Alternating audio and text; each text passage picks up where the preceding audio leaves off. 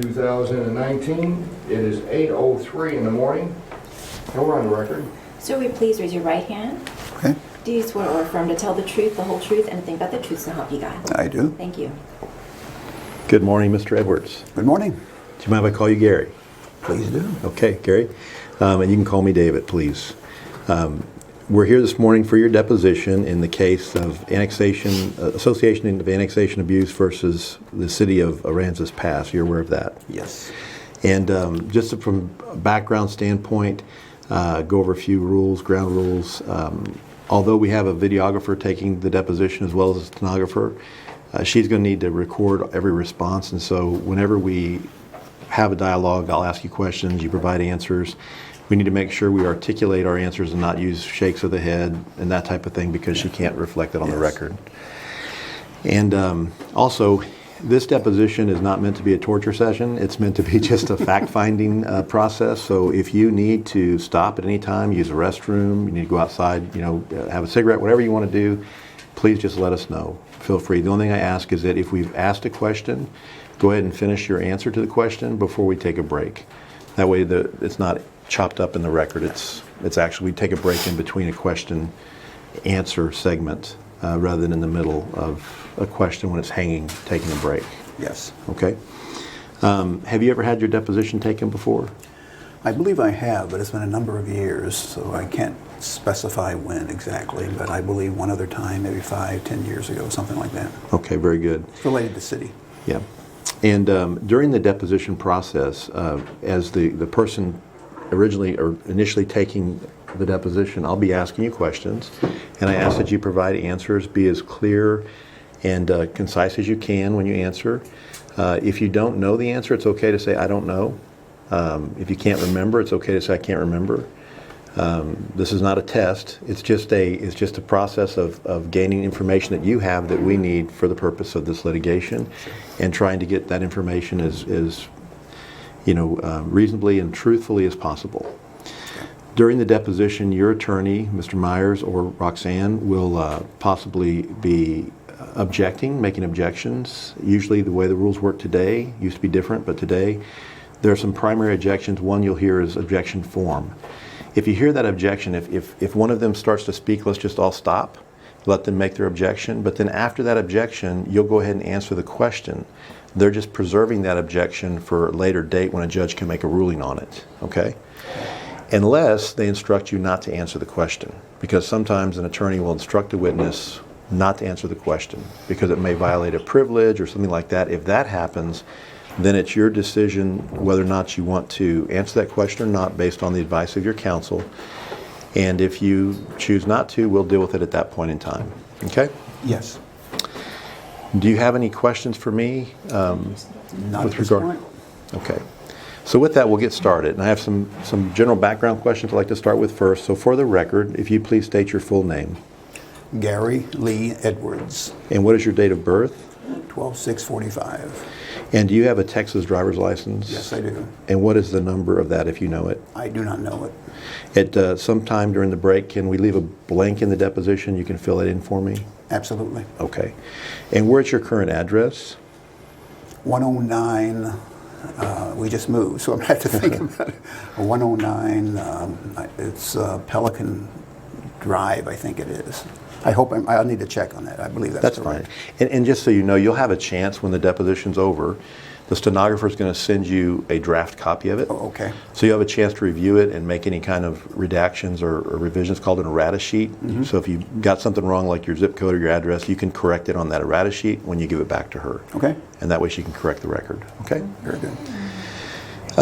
Now, other than traffic violations, and we all get those, at least I know I have you ever been convicted of a crime of any kind? I'd like to talk to you about your employment history a little bit. How are you currently employed? I'm employed as city manager with the City of Aransas Pass. It's a contractual employment process, which is normally the case with city managers. So that's the arrangement. And prior to coming and working for the City of Aransas Pass, can you give us a little bit of history of your previous employment? Sure. For approximately 20, I've been in city management for about 20 plus years. Prior to that was in Washington as the chief of staff for about, on Capitol Hill for about 10 years. And during that period, I took a break to be chief of staff to lieutenant governor in Missouri. Prior to that was in broadcasting as a news director in Charlotte and Kansas City. And prior to that was a kid. Okay, fair enough. And what about your educational background? Can you give us a little background on your educational history? I have a master's in master's and MPA degree in public administration from Missouri State University. Graduated cum laude, and have done graduate studies at George Washington University and also Central Missouri State and College of the Ozarks, where I got the bachelor's degree in Missouri. Very good. And how long have you been employed at Aransas Pass as city manager? This month, 2 years. 2 years, okay. And have you ever been a witness in any other case? I know we talked about depositions. You said you may have had one some time ago, but other than that deposition experience, have you ever served as a witness in any other civil or criminal case? I don't believe so. I don't think I have. Now, this case was started by the Association Against Annexation Abuse, and if we can have an agreement, I'll just refer to that, or we can refer to it as the association or plaintiff. Okay. They filed a petition in this case, and they have since amended the petition. Have you received or seen a copy of the most recent petition filed by the association? I may have glanced at it, but I really can't say I've seen it. No. You've not read it thoroughly? I have not, no. So as city manager for Aransas Pass, were you involved in the annexation process for what we will refer to as Phase 1, Phase 2, and Phase 3 that just recently occurred this year? Objection form. It's okay to move forward. Okay. Yes, was involved in the sense that had to produce the service plans for each phase and have to follow each phase as it pertains to the agenda, very involved with the agenda that goes to council. And just a general oversight, not comprehensively, but oversight of what's going on. As far as the details go, that's up to the attorneys. Okay. So is it safe to say that from the standpoint of city staff, were you the lead person, other than the city attorney, were you the lead person on the annexation on city staff? Yes, normally the city secretary also is, because a lot of record keeping is involved with that. And who is the city secretary? Mary Juarez. And was Ms. Juarez the city secretary throughout the entire annexation process for Phase 1, Phase 2, and Phase 3? Yes. So with your background in municipal affairs and your training, are you familiar with Chapter 43 of the Texas Local Government Code? I am familiar with it. I'm new to Texas in this position. So as far as a in-depth knowledge of it, no. But familiar with it, yes, in different aspects as different issues arise. Okay. And as city manager and carrying out your function and that responsibility, is it your belief that the city of Aransas Pass is currently operating under the provisions of Chapter 43 as they existed back in January of this year, or is it currently operating under Chapter 43 as it was modified by the House bill that was passed on May 24th of this year? Objection form. You're talking about 347. Yes. I really don't know the details of that, so I'm about to say I don't know at this point. Okay.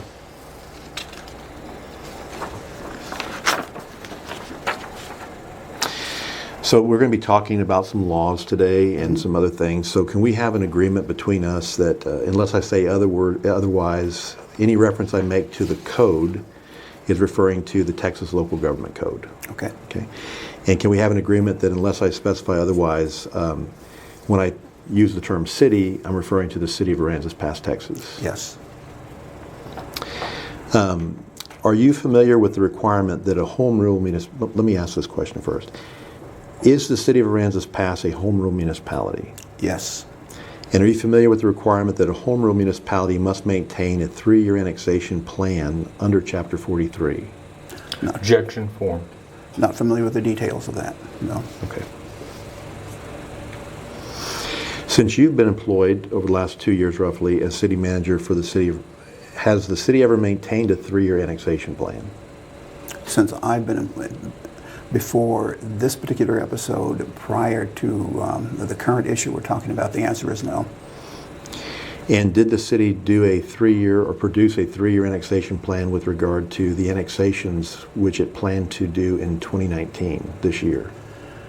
We have produced service plans, and that's what we have produced.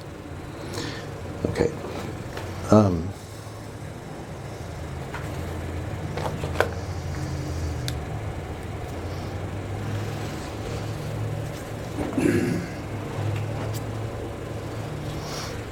Now, you're aware that the city passed a resolution, their city council passed a resolution that instructed you as city manager to prepare a service plan on approximately 21,000 acres. Is that correct? That is correct.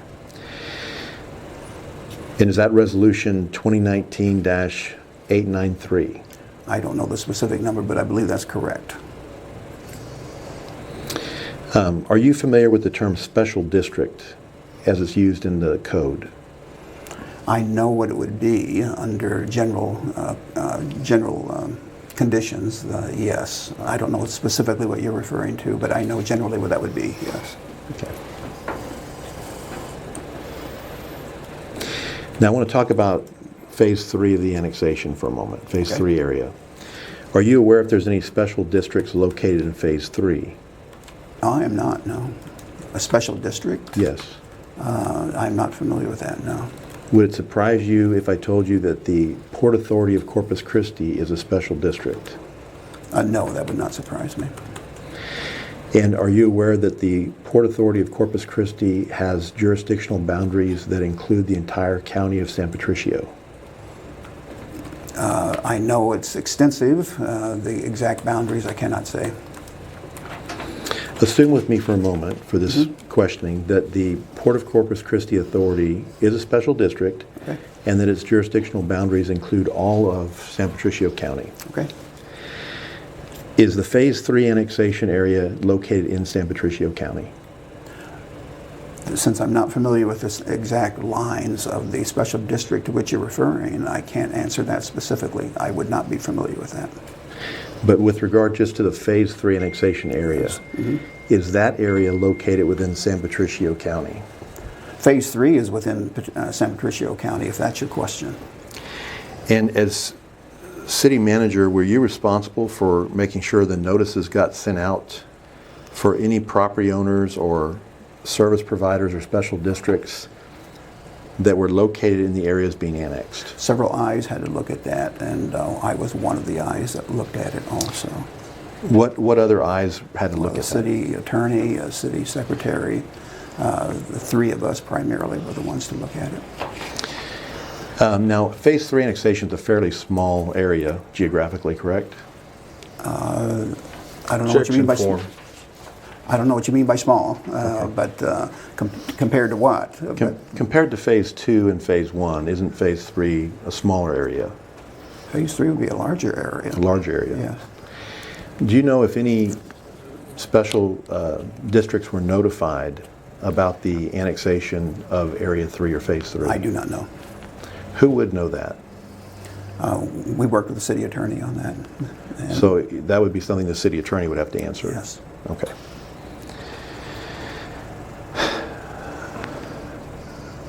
What about the Phase 2 annexation area? Okay. Are you aware of any special districts that are within the Phase 2 annexation area?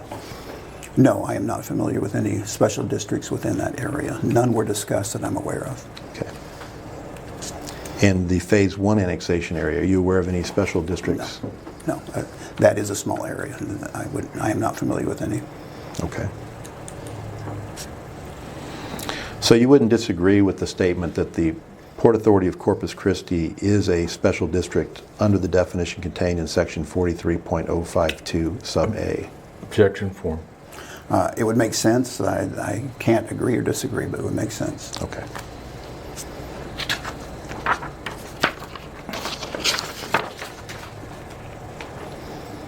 And again, just so we can be clear, did the city send a notice of the annexation to the Port Authority of Corpus Christi prior to having the public hearing as required by the code? Objection form.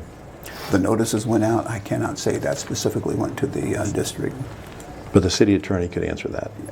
That's my understanding, yes.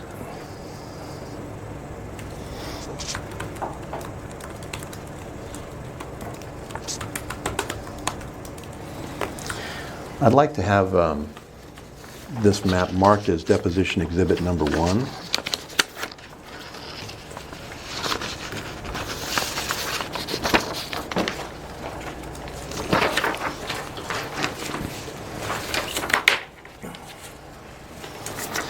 I'm going to hand it to you and ask you if you're familiar with this exhibit. Yes, I am.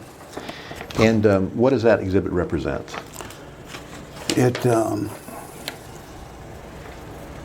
making sure I'm looking at it correctly here. This looks, from what I can see, this is either the initial phase 2, or this is the shoreline portion of the current phase 2. Can't tell you for sure which it is. Or the current shoreline portion. Is that the original map that was published to give notice of the annexation pursuant to the resolution that was presented on April 16th? It looks as though it could be, and sorry to be so simplistic, but it was yellow, and this one is yellow also. Yes.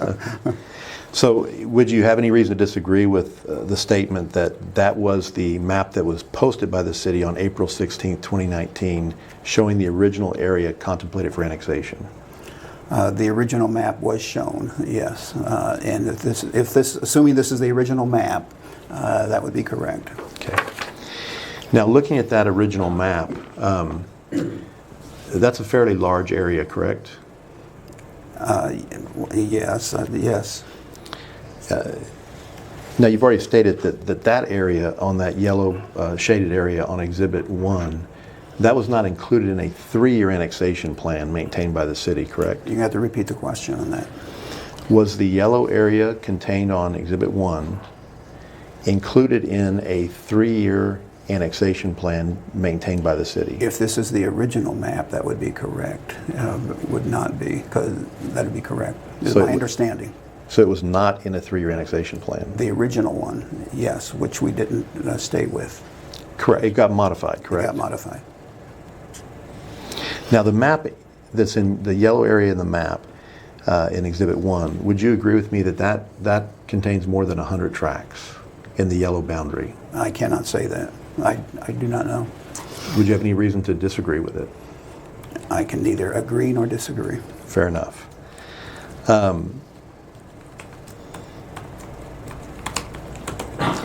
Do you know whether the resolution passed by the City Council that established the area contained in Exhibit 1, highlighted in yellow or shaded in yellow, do you know whether that resolution passed by City Council was ever amended? Objection form.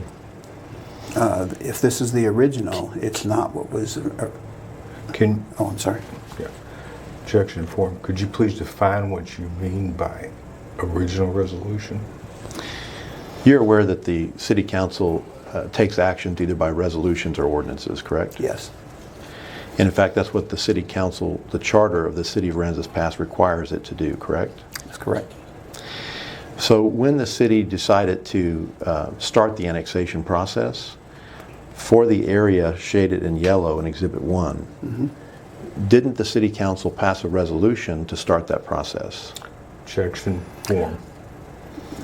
This map was presented, and I cannot recall exactly if a resolution addressed this particular initial presentation. I know it was presented initially. Now, if they actually acted on this, I can't say for sure. On the initial one, that was amended. But you did confirm that that particular map was posted as the original area to be annexed. Originally, yes. Now, you would not have made that posting had you not been authorized to do so by the City Council, correct? Objection form. If it is not unusual for us to, when you say post, that can mean a couple different things. It would not be unusual for us to put something to the public prior to any particular action, so the council is knowing, or so the public will know what the council is acting on. So if you're saying it would not have gone out before council action, that's not necessarily accurate. Okay.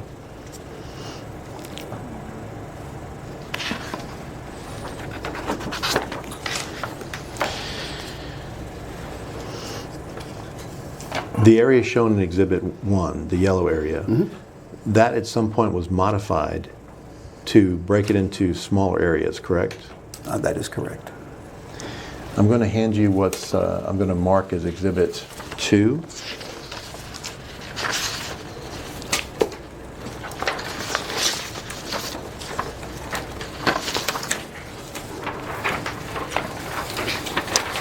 Okay. Are you familiar with the document I've given you that's marked as Exhibit 2? Yes, I am. And can you tell the court what that document is? Well, this is phase 1 of the annexation process that we're talking about now. Okay. And if you could look, if I can just move these so you can Sure, see them both at absolutely. the same time. Would you agree with me that the areas shown in Exhibit 2, identifying the phase 1 area, were part of the original area shown in Exhibit 1? I believe that is accurate, yes. And now I'm going to hand you another document. I'm going to have it marked as Exhibit 3.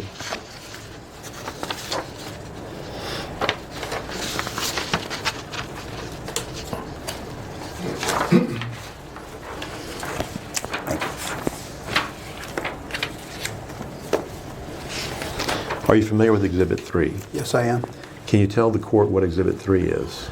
That's the phase 2 that we are now looking at and have acted on, actually. That's the current phase 2. And would you agree that the current phase 2 area that's shown in Exhibit 3 was part of the area that was originally depicted for annexation in Exhibit 1? For the most part, I don't think entirely, but I think for the most part that probably is accurate.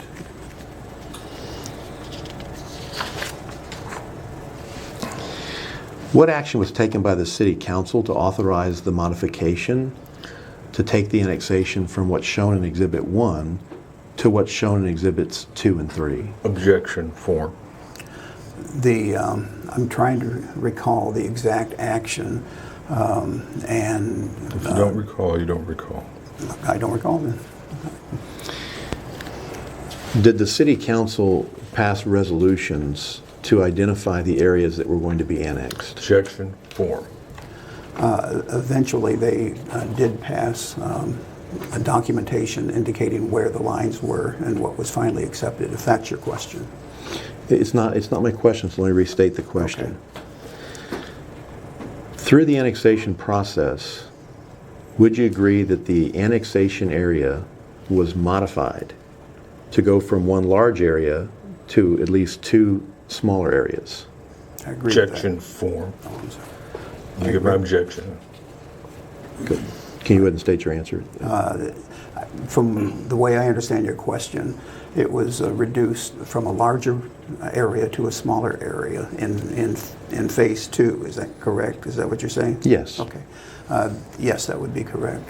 So it'd be correct to say that the original annexation area shown in Exhibit 1 was broken down into smaller areas that are reflected in Exhibit 3 and Exhibit 2. Possibly not entirely, but generally. Yeah. Parts of it, correct? I would say parts of it, yes. Okay. Was the decision, who made the decision to modify the original annexation area shown in Exhibit 1 so that it be broken out into areas that are shown in Exhibit 2 and 3? Staff worked on that, city attorney worked on that, and came up with the various lines that we're talking about right now.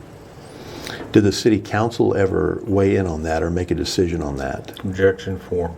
to your knowledge? At some point, the council had to, but I can't tell you exactly when. Do you recall a meeting that occurred of the City Council on April 15th, 2019? Is it an open meeting or a closed meeting? I'm not sure. An open meeting. Okay. I can't recall the specific meeting, though. We have them every week, almost. Yes. Sometimes more than once a week, correct? Sometimes more than once a week. Now, when the city council meets, it has to meet under the provisions of the Texas Open Meetings Act, correct? Yes, And it has to publish agendas, correct? correct. At least 72 hours prior to the meeting. That is correct. And during the meeting, those meetings are recorded, correct? The meetings are recorded, yes. The open session. The open session, yes. There are sometimes executive sessions as well, correct? Correct. Now, are those executive session meetings recorded by the city secretary? They are not, no. Does she maintain certified agendas of those meetings? She is in attendance at those meetings. The closed session is what we're talking about, is that Yes, the correct? executive session. And as far as keeping actual notes, I'm not familiar with the actual notes that she keeps, so I would say no. But she could certainly answer that question. I would assume that she can recollect, but I can't speak for her. When a city council meeting is over, can you tell the court what the process is at the City of Aransas Pass to develop the minutes of that meeting for review and approval? You're talking about the regular meeting?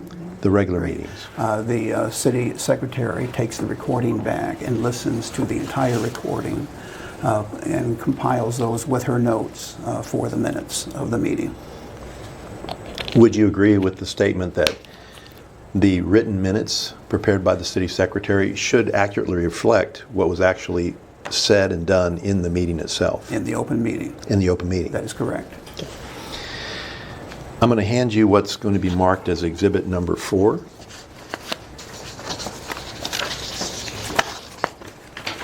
Do I keep these out here? Yeah, you can keep Okay. them right there. And if Okay. we'll be referring to those 3 specifically, exhibits 1, 2, and 3, Okay. pretty somewhat frequently, so you may want to leave them Okay. out. The other exhibits, what I'm going to suggest is that we just stack them up in order, and that way when we need to refer to one, we can grab it easily. Okay.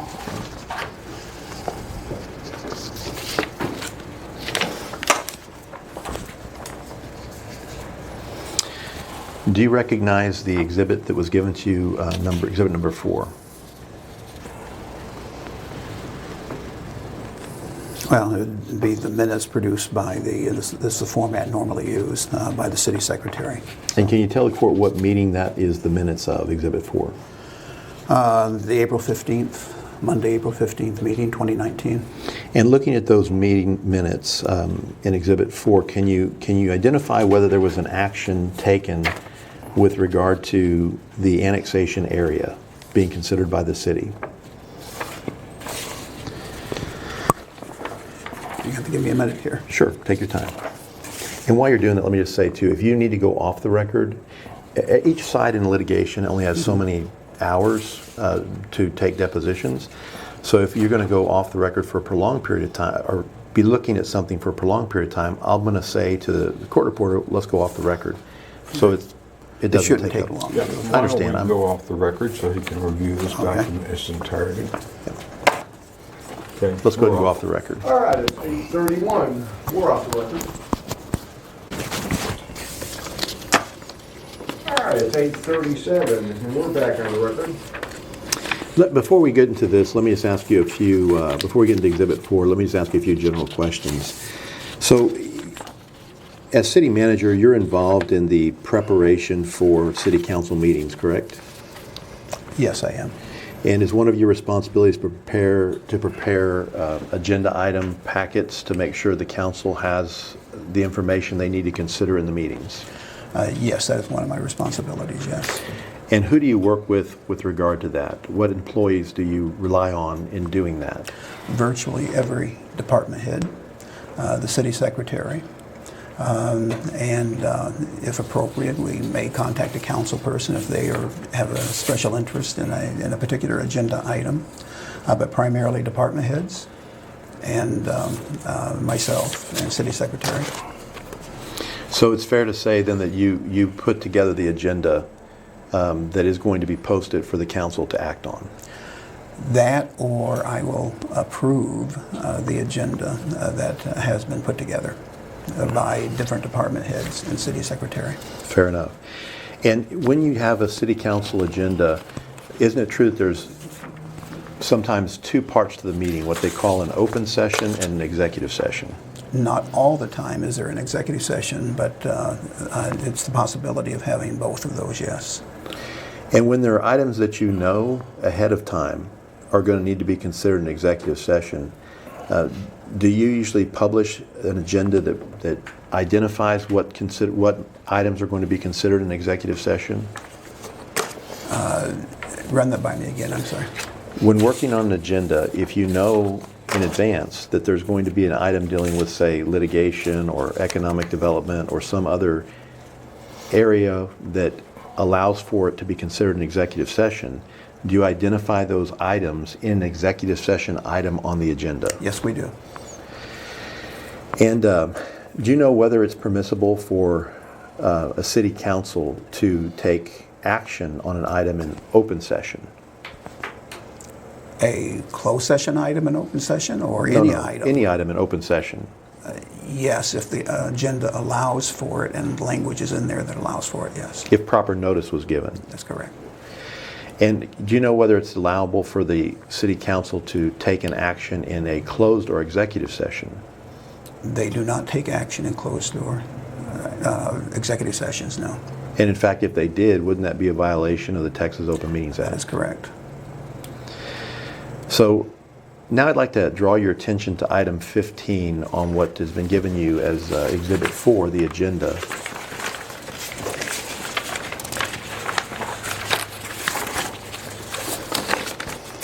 Can you tell the court what item 15 is? It is, deals with the Thomas Dutton case, the Daniel Jimenez case, and the La Nina ship, and annexation proceedings and evaluation of city attorney. And I don't know if there's more over here or not. That appears to be it. And when you say it, you're referring to item 15, which is a caption for the executive session items, correct? That is correct. So during the April 15th City Council meeting, when the council closes the open session and goes into executive session, who all goes into the executive session with the City Council usually? Myself, the city secretary, and the city attorney, and the council. Now, there are times if it is an economic development issue, for example, we might need to bring the appropriate person in. But those are generally the people I just mentioned. Okay. And which of those people, the ones that usually go in, which of those people are responsible to maintain the certified agenda of the executive session meeting? City secretary. So she maintains that certified agenda? That is correct. Now, looking at the agenda, the minutes rather, that were given to you as Exhibit 4, can you tell the jury and the court whether items 1 through 14 on that agenda have any consideration or anything to do with the annexation?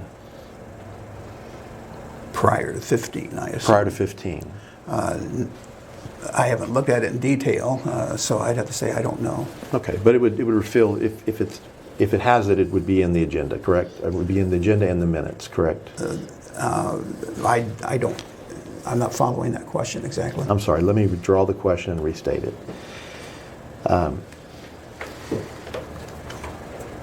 You would agree that the minutes reflect that there was an executive session in which annexation was being considered by the city?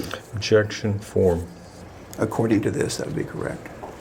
Can you tell the court what happened after the executive session was over according to those minutes? If there was a need for action, generally speaking, I have not looked at this in detail. If there's need for action after where the council takes action after the executive session is over, once they are in open session.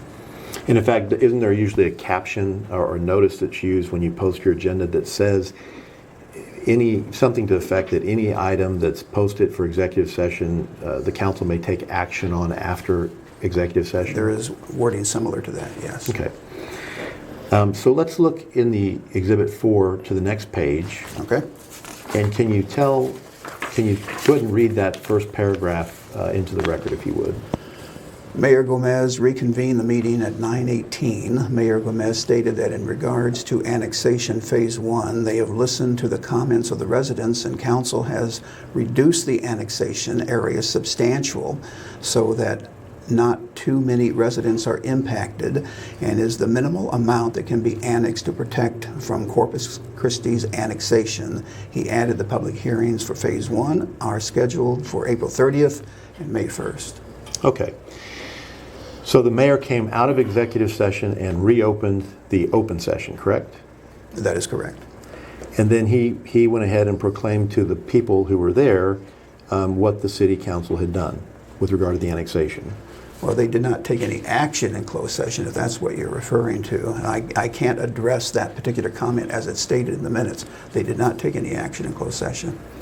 Well, subsequent to that meeting, didn't the phase 1 area get split up into smaller areas, just like the mayor stated? I cannot say that for sure. I don't know. As city manager, you have access to all the minutes of the city council meetings, correct? Yes, I do. Can you tell me, if you remember, at what meeting the city council took an action, a vote, to modify the area as the mayor spoke about in his comments on the record? Objection form, Sims facts not in evidence. You mean from the yellow to the blue, I assume, is what you're talking about? From the yellow to the blue and green. No, I do not recall. If I leave a blank in the deposition, can we agree that you will fill in the date of the meeting in which the city council voted to modify the annexation area? No, we won't agree to that. You can answer the question. No, So you're going to take your council's advice That and is correct, not agree yes. to answer that question? that is correct. Okay. We'll answer it today, but we're not going to come back and give you a written deposition too. Okay, so during the break or some other time, would you try to find out the answer? No, my witness is not going to educate himself. Okay, well, we'll just let that stand on the record that way. Then That's we'll deal fine. with it later. So do you know, if I could borrow that just for a second, Exhibit 4, when it says, Mayor Gomez reconvened the meeting at 9:18. Mayor Gomez stated that in regard to the annexation, phase 1. Now, at that point in time, he's talking about this yellow area, correct? In Exhibit Objection. 1. I can't say that for sure. I don't know. But you are the city manager, correct? That is correct. So you're one of the people in the city that's most familiar with the annexations that were going on, One correct? of the people, yes. And if you don't know for sure, if that's correct, then would it be safe to assume that the public wouldn't be able to know either?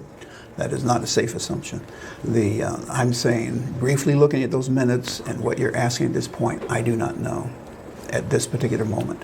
Would the public have anything to look at other than these exhibits and these minutes to understand what the city was doing? As far as documentation, that would be correct. That's all they would have. That's all they would have, yes. And if you as city manager can't determine what's happening, is it fair to say that the public wouldn't be able to determine what's happening either? Objection form, I think what he said is he cannot tell you what Mayor Gomez said. You'll have to ask Mayor Gomez.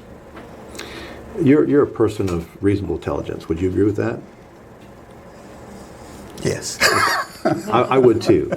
You seem to be a very intelligent man. Here's my question for you. If you, as a person of reasonable intelligence that has full access to all the information and is intimately involved in the annexation process as city manager, don't know what Mayor Gomez is talking about, is it fair to say that the average public person, member of the public, wouldn't know either? I can't speak Objection for the form. public. I can't speak for the public. Let me go on to read the rest of this paragraph on Exhibit 4, Item 15. It says, Mayor Gomez stated that in regard to the annexation Phase 1, comma, they have listened to the comments of the residents and council has reduced the annexation area substantial so that not too many residents are impacted. My question for you is, when did council reduce the area substantially? Objection form. Specifically, I cannot tell you that. I know there was no vote, if that's what your question is, within the closed session. But when there was a further discussion of that, I'm sure there was. I cannot tell you. I do not know. If we reviewed all the minutes of the meetings that occurred after April 15th and found that the council never took a vote to reduce the area, would you agree that the area to be annexed would still be Exhibit 1? Objection form. I would need to look into that further. I don't have an answer on that. But your testimony that there was no decision made in the executive session with regard to reducing the area. That's correct. I don't recall anything along that line in the executive session. But you do agree that it was discussed. Again, back in that particular... Hold on. You can answer in very general terms about what was discussed in executive session. You cannot go into detail.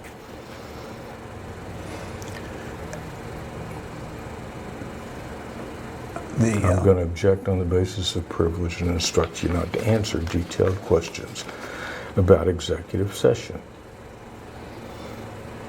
I agree. In executive session, we're constantly told we can't be talking about what is in there, and which makes sense. Every city I've been in, the same thing.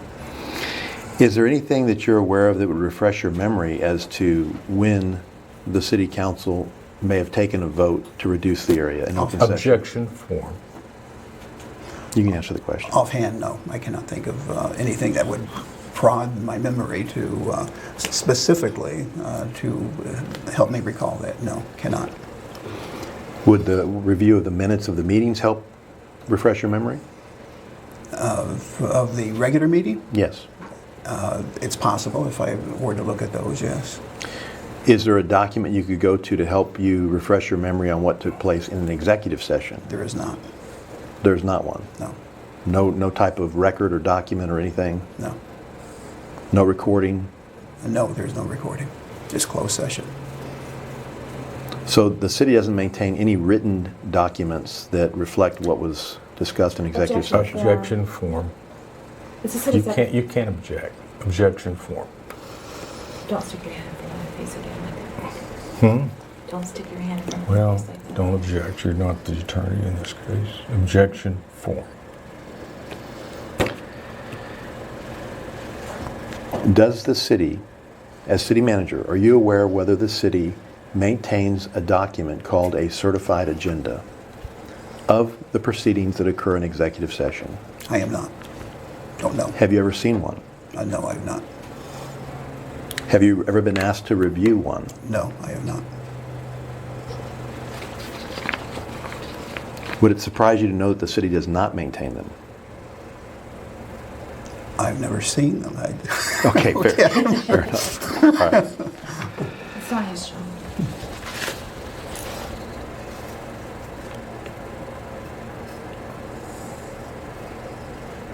Now, in this statement, it goes on to say, and I'm referring to Exhibit 4, Item 15. In his comments, the mayor said, Council has reduced the annexation area substantial so that not too many residents are impacted, and is the minimal amount that can be annexed to protect from Corpus Christi's annexation. You read that, correct? Yes. Okay. Yes. So, was the city concerned about Corpus Christi's annexation? Objection form. Yes, there was concern, yes. Did you have concerns about the city of Corpus Christi annexing areas in and around the city of Aransas Pass? I'm going to let you go down this road for a few questions, but as you know, and as I know, the motive a city has for annexing is not justiciable, it's not litigable, it's not relevant. I'm not going to let him answer very many questions in that regard. It's discoverable. I'm going to and- instruct him not to answer. And with if all you due go too respect, far down that road. Council, with all due respect, I'll remind you that there are rules governing the taking of depositions, and you are violating those rules. You may object to form. You may object to. I told you my objection. I told you what's going to happen if you go too far down that road. I'm not going to argue with you. Appreciate The courtroom is right over there. We can go talk to the judge. It is very convenient. I don't want to argue with you either, Michael. I'm just Then saying don't. that we need to keep these depositions professional and under the rules. I'm going to let you go a few questions down the road. I'm not going to let you go too far into irrelevant, non-justiciable matters that courts have already said are not litigable. Courts have said routinely the city's motives in annexing property is simply not relevant to the annexation process. And I'm not going to let them go down there because I think you're asking questions for purposes of harassment. Of harassment? Yes. Thank you for your statement on the record. I'll keep that in mind. Did you have concerns whether or not the city of Corpus Christi would try to annex property around the city of Aransas Pass? There was that concern. Can you explain what that concern was? That they were- Objection forms, you mean his concern or the city's concern? It's vague. Your concern. My concern, there was concern that Corpus Christi would annex too close to the city of Aransas Pass. Did you have a concern that they would annex some of the areas that are shaded in yellow on Exhibit 1? I can't answer that. Those specific lines as it relates to Corpus, I don't know. We did not want to get too close to the city of Aransas Pass. Who would know?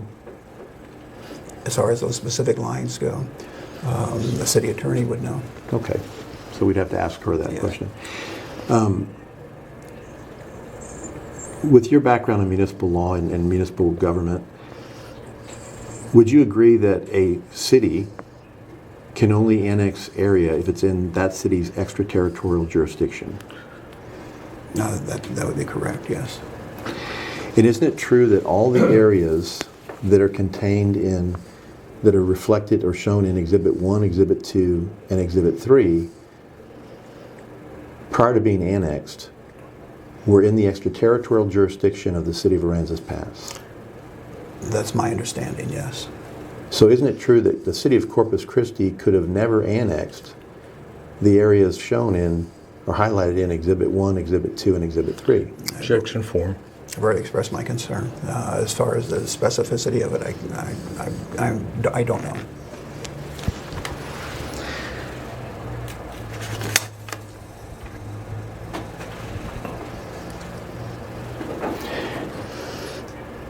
Who in the city of Aransas Pass handles planning issues? We have a planning director who handles planning issues. And who is that individual? Brenda Hoyas. There was someone prior to her also. And who was in that position prior to Brenda Hoyos? Catherine Como. And how long ago did Catherine Como leave that position? Oh my goodness. It is getting close to a year now, something like that, so I can't tell you precisely. Would it be fair to say that she left that position prior to the beginning of the annexation process for areas 1, 2, and 3? That is possible. I don't know the specific date, but that's within the realm of possibility. Okay. And how long has the current planning director been in her position? Getting close to 6 months. And was the current planning director Mrs. Hoyos? Is that correct? Yes, that is correct. Was Mrs. Hoyos, the current planning director, closely involved in the annexations that the city was planning and ultimately acted on for areas 1, 2, and 3? No, She was not involved in that? she wasn't closely involved with it, I thought is what you said. No, Okay. she was not. She's aware of it. In what way was she involved in it? She's aware of it, that she was not involved in the day-to-day operation of it. Would it be fair to say that she wasn't part of the city's team working on that annexation? I would say that's correct. Okay. So who was on the city's team working on this annexation? It was a city attorney and a young woman who's no longer with us. Mindy's her name. The city secretary, myself. Those are the people who come to mind offhand. And another staff member was in there also, working as far as the details go. And you know what the other staff person's name was? That would be Burl Smith. Burl Smith. Yes. Were any of the city council members assigned to work on that as well? No, no, Does the city have a committee of council to work on annexation issues? no.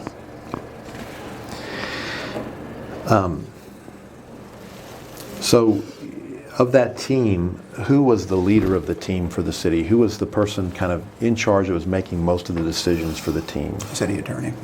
Okay. Can you tell me,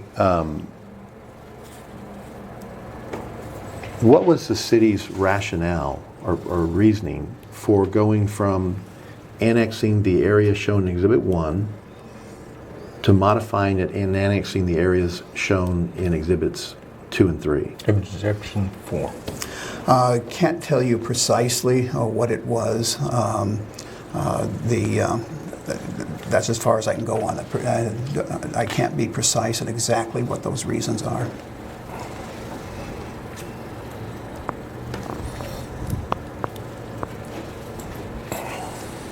So you don't know the reason for the city separately annexing Phase 1 and Phase 2 instead of just doing one annexation?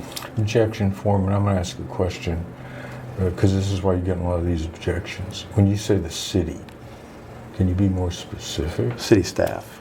Oh, okay, that's fine. Okay, could you That's answer? fine. Can you tell me what the rationale was for the team of city staff deciding to annex the areas in 3 pieces instead of in 1 piece? I cannot, no. Do you know who could give that rationale or City explanation? attorney could. The city attorney. City attorney. And that, Yes. is that Mr. Myers or Roxanne? That'd be Roxanne. Okay.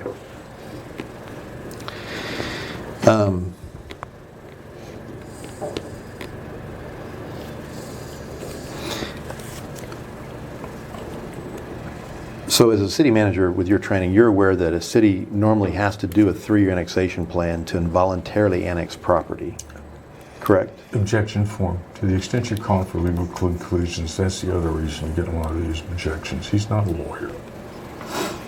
And I agree with that wholeheartedly. That you're not a lawyer? I'm not a lawyer. Probably Yes. grateful for that, aren't you? Some days. Let me ask you this.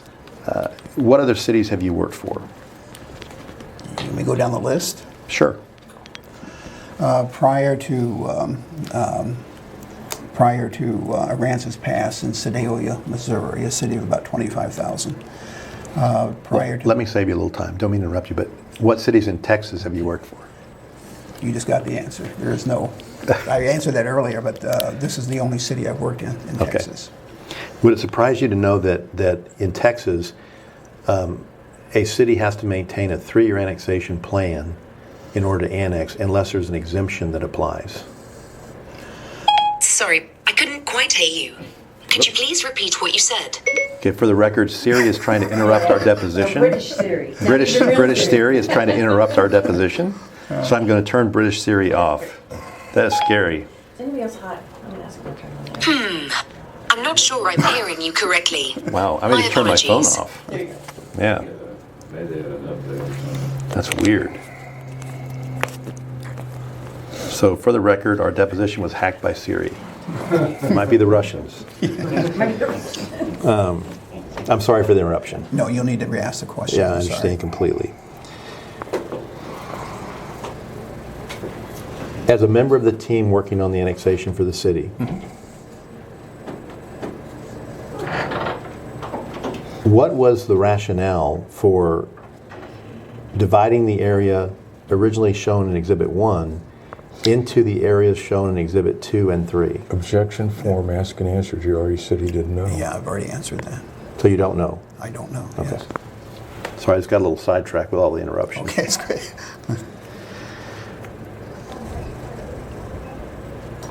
Did you ever have any discussions with anyone other than your attorney regarding what generally accepted municipal planning principles and practices may have existed for separately annexing these areas? It would only be with the city attorney. Okay.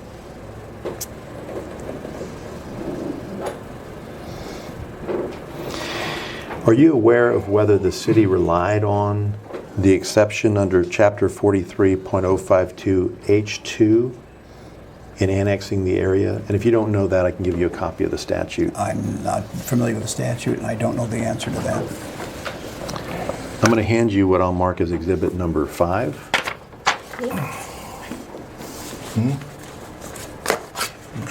They want to see it. You're I'm good. fine.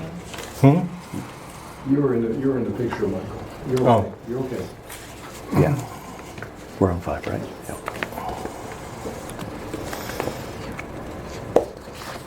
We just have one copy of this. Thanks. You don't need it. That's okay. Just give a copy to me. I'll keep one copy to read from. I'm going to hand you what's been marked as Exhibit 5, and I'll submit you that that is a copy of Chapter 43.052 of the Texas Local Government Code. Okay. Is that for Mike? Can you I don't use need it? it. He didn't need one. Do you want? I need this. I don't need it. I'll just keep it for exhibit. Now, if you look at this statute, I'll submit to you that this is a statute that generally governs annexations by cities. Okay. And I want you to draw your attention to subsection H, which is on page 2.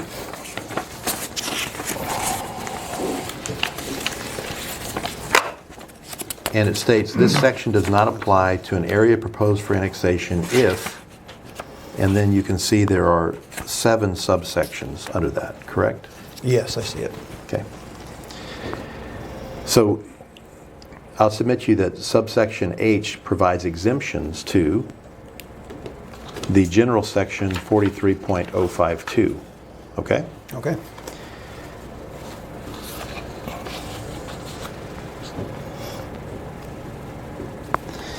And my question for you is, do you know whether the city relied on any of these exemptions, meaning H1, H2, H3, H4, 5, 6, or 7, when annexing the areas identified as Phase 1, Phase 2, or Phase 3? I've got to look at them. Do you know? I don't know. And that's the answer. No. No. And I'm going to ask for the record that you not coach the witness. You're asking him legal questions. He's not a lawyer, okay? Okay.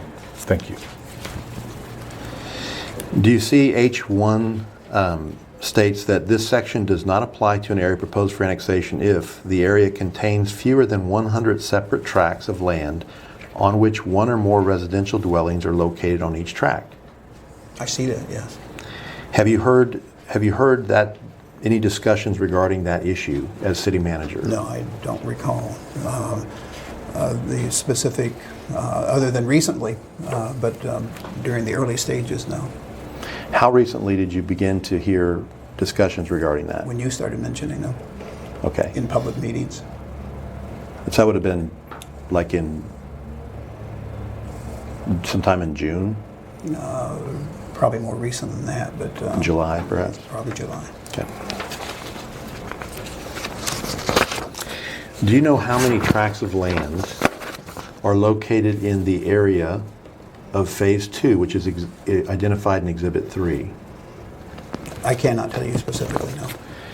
Do you know if any of your staff was ever asked to make a count of those tracts? I can't answer. I'm trying to recall. I cannot recall that they were asked to do the counting. My understanding is, I can't say. I don't know that they were asked. I didn't ask them to. Okay, that's really my question. Did you Okay. ask them to do that? Okay. Did you ask any of your staff to do a counting of how many tracts are located in the Phase 1 area depicted on Exhibit 2? No, I did not.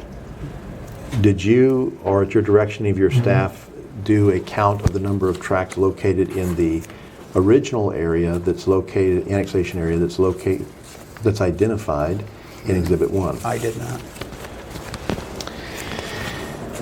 Do you know, are you aware of anyone at the city who knows how many residential dwellings are located in the areas shown in Exhibit 3? No, I don't know. I would assume the city attorney would know, but I do not know. Why would you assume that? The city attorney worked with us on it, and as I indicated, headed that team that I referred to earlier. But to your knowledge, no city staff member other than the city attorney, did any type of count of the number of dwelling units in the annexation areas? Objection form. To my knowledge, no. So the only person that would know that from the city would be the city attorney. Objection form, if you know that. You can answer the question. That would be my understanding, yes. Okay, thank you.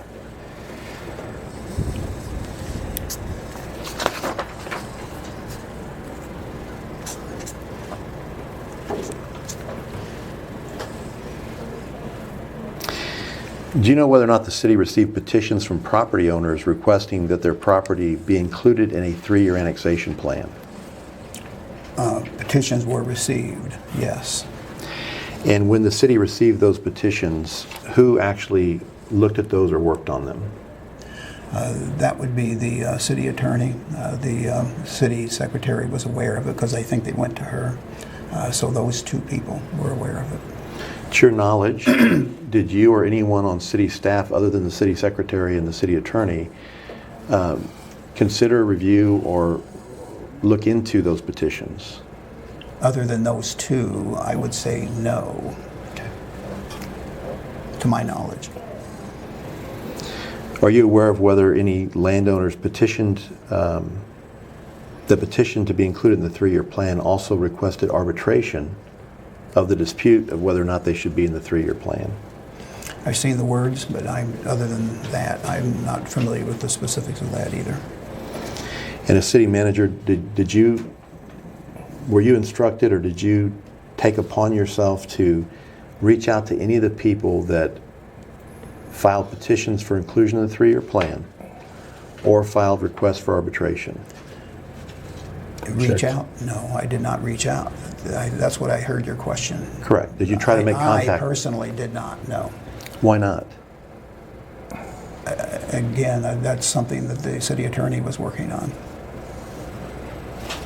So would it be safe to say that the city attorney maintained control of all of those issues with regard to the petitions and the arbitration? Objection form. The city attorney was a prominent player in the annexation process. It's a legal process, so the city attorney was involved with it. Were you ever directed to try to negotiate with the landowners regarding their concerns? No.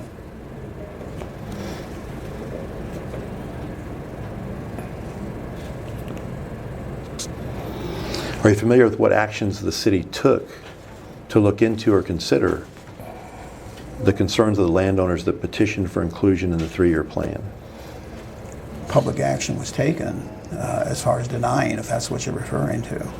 No, what I'm referring to is what consideration on a city staff level occurred of those requests made by the landowners prior to the city council denying their requests? I wasn't involved in any of that, so I do not know of any staff level issues that were addressed. Okay. To your knowledge, did every petitioner that filed a petition for inclusion in the 3-year plan have their petitions acted on by city council? Action was taken on many of them, most of them, or all of them. The action was taken, yes. I believe all of them, but You couldn't be sure, though. I couldn't be sure. Who could be sure? Who was responsible for making sure those things were addressed? Not the city attorney.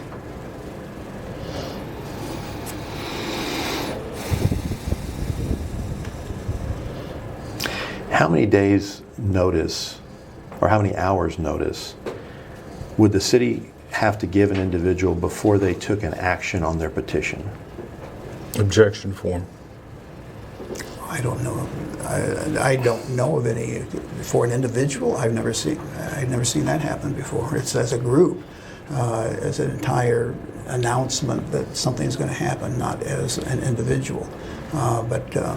So I'm not aware of the process you're talking about.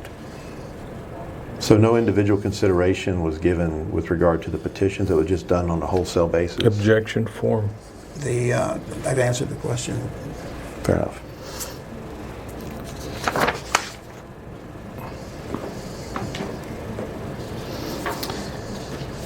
I'm going to hand you, or ask you to look at section 43.052I. I've already given you that as exhibit. It's part of Exhibit 5, if you could look at that. Okay.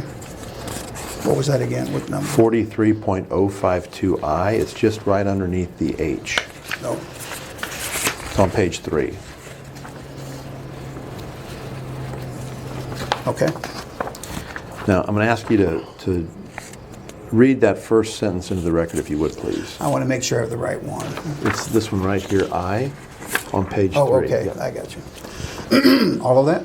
Just the first sentence, please. A municipality may not circumvent the requirements of this section by proposing to separately annex 2 or more areas described by subsection HI. Continue? Or Yes.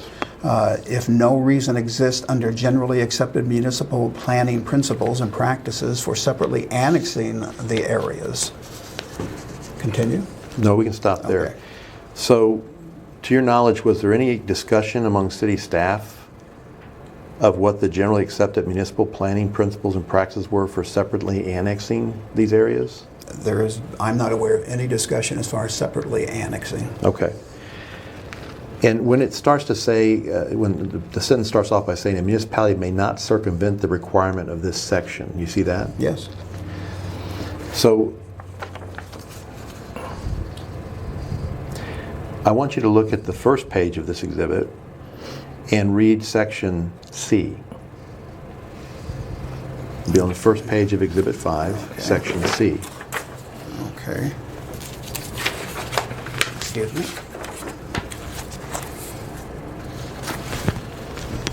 A municipality shall prepare, that one, Yes. an annexation plan that specifically identifies annexation that may occur beginning on the 3rd anniversary of the date the annexation plan is adopted. The municipality may amend the plan to specifically identify annexations that may occur beginning on the 3rd anniversary of the date the plan is amended.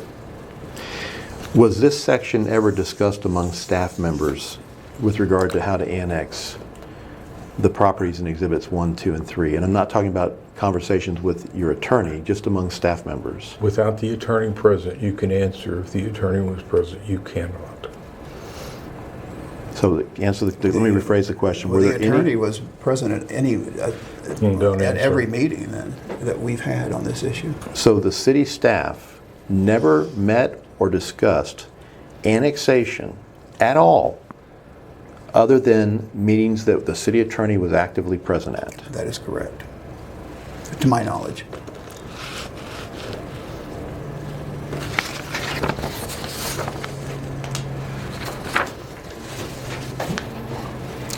Do you know whether or not there's any railroad companies that operate right-of-way or own right-of-way in the areas identified in Exhibit 3, which is the Phase 2 area? Yes.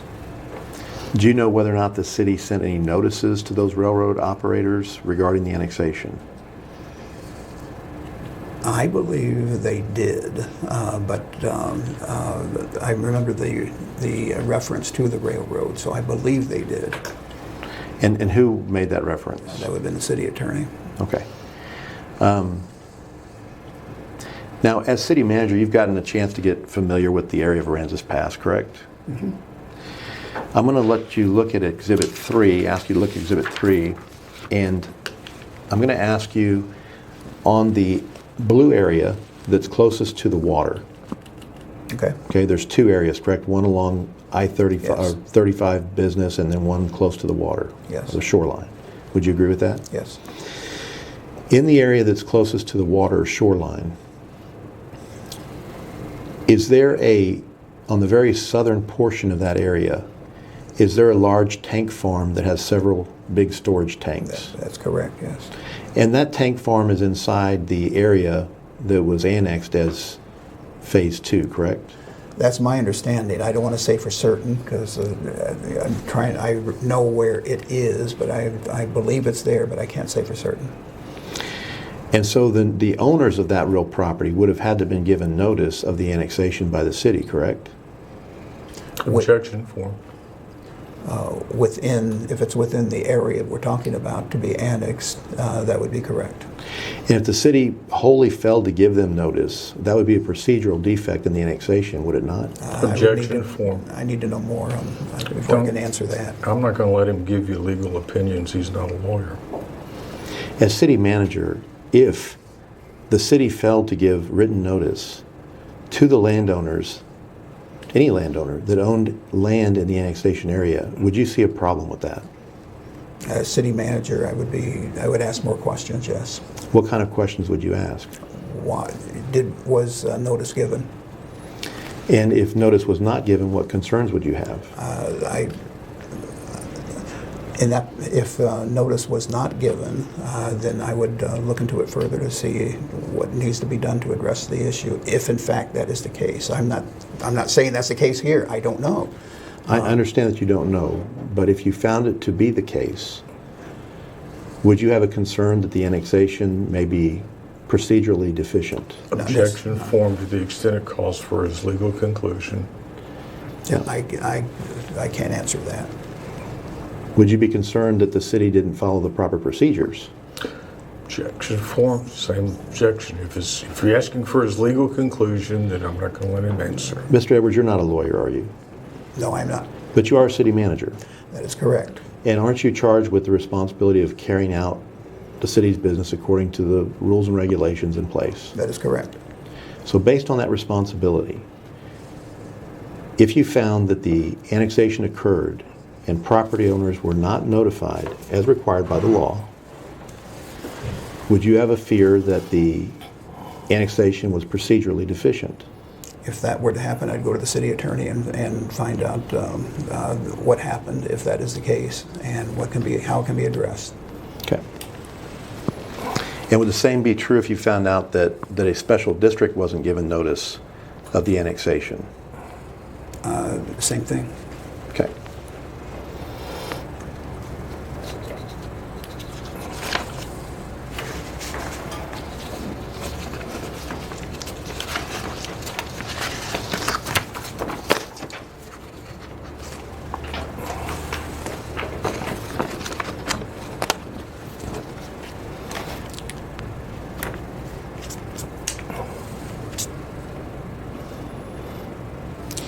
Do you know why the city refused to negotiate regarding services with the landowners that were being annexed? No, I do not know.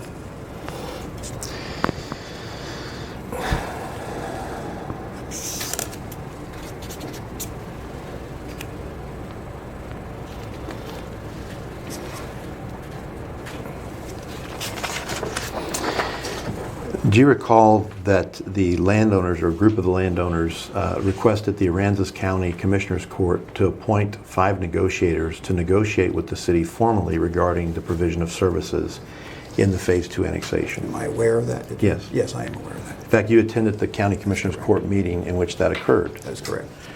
And didn't the city urge the County Commissioners Court to include specific individuals in the group of 5 people they appointed to negotiate those services? That's my understanding, yes. Okay. Isn't it true that the County Commissioners Court appointed myself, David Earle, and a gentleman by the name of David Ray, Matthew White, Jerry Getz, and is that 5? And Charles Rourke as the 5 individuals to negotiate with the city regarding the provision of services in Phase 2? Those names are correct.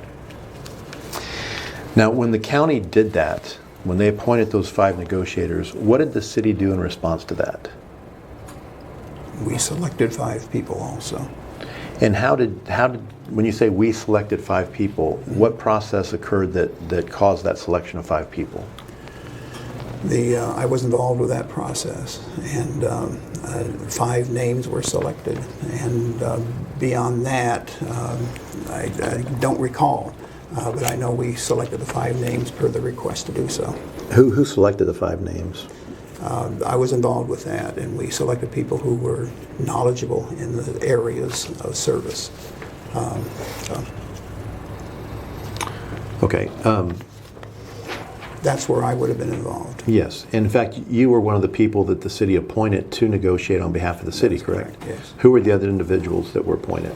Finance director, public works director, myself, city attorney, and a council person. And which council person was it? Carrie Scruggs.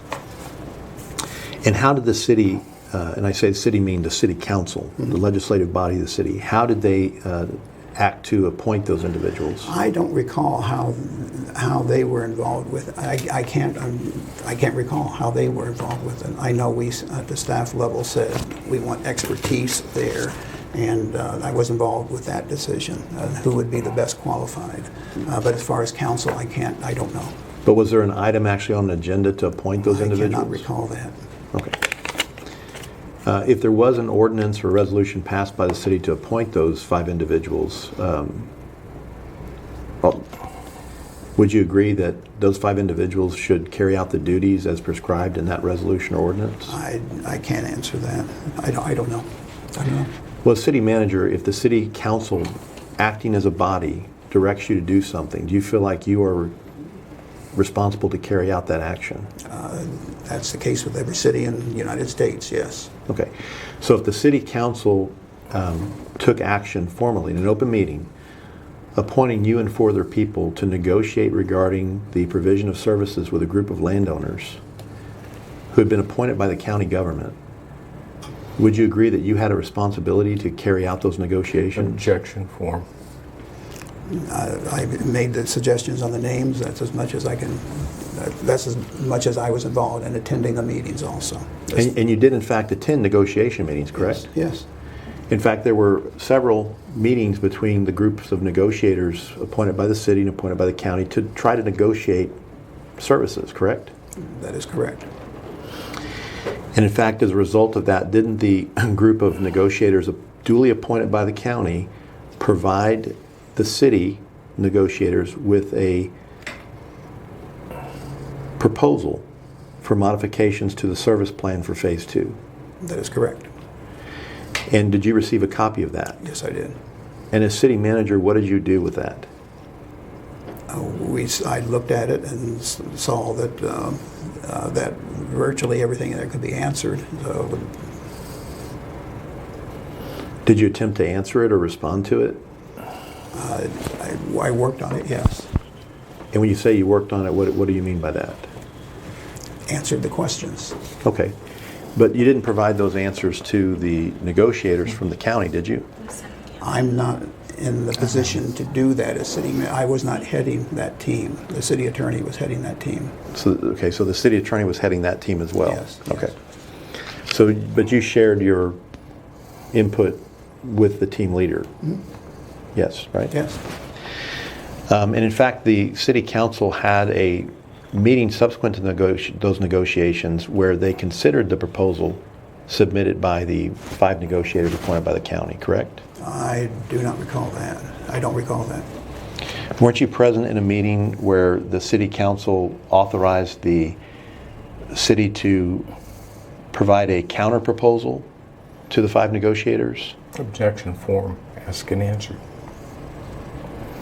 Were you in a meeting in which the city council authorized the city to respond to the 5 negotiators from the county with a counter proposal? I'm not aware of that. You don't recall that? No, I do not recall that.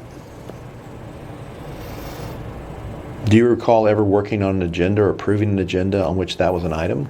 No, I do not.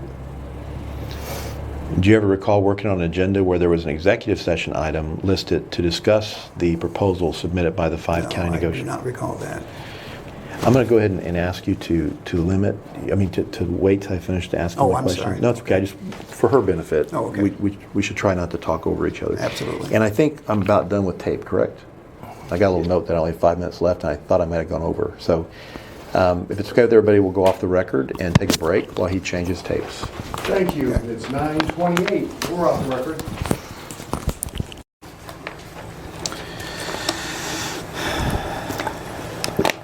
All right, it's 11:29 in the morning. We're back on the record. You ready to go? Okay, we took a break. We're back on the record with a fresh tape. I don't have too many more questions for you. Oh, wow. Yes, it's getting close, but it's almost lunchtime, so. I'm going to hand you what's been marked as exhibit number 11 by the court reporter.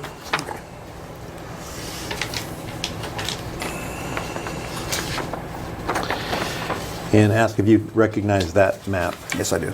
And can you tell us what that map is? 3. This phase 3 annexation area.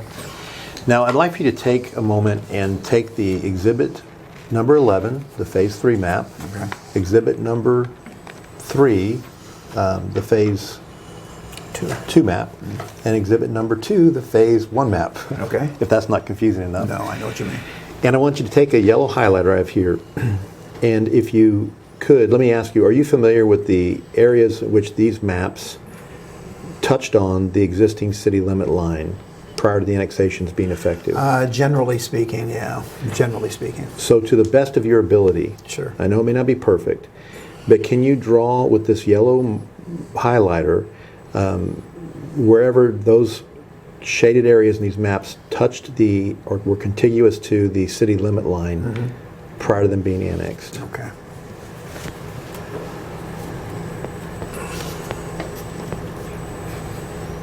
Somewhere in here, and I'm not sure where it stopped.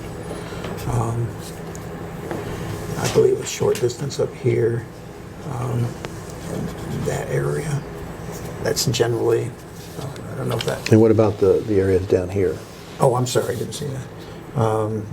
It's pretty much all around that area, or certainly up to this area, and very close to this area, to the point, I know they were very close. Okay.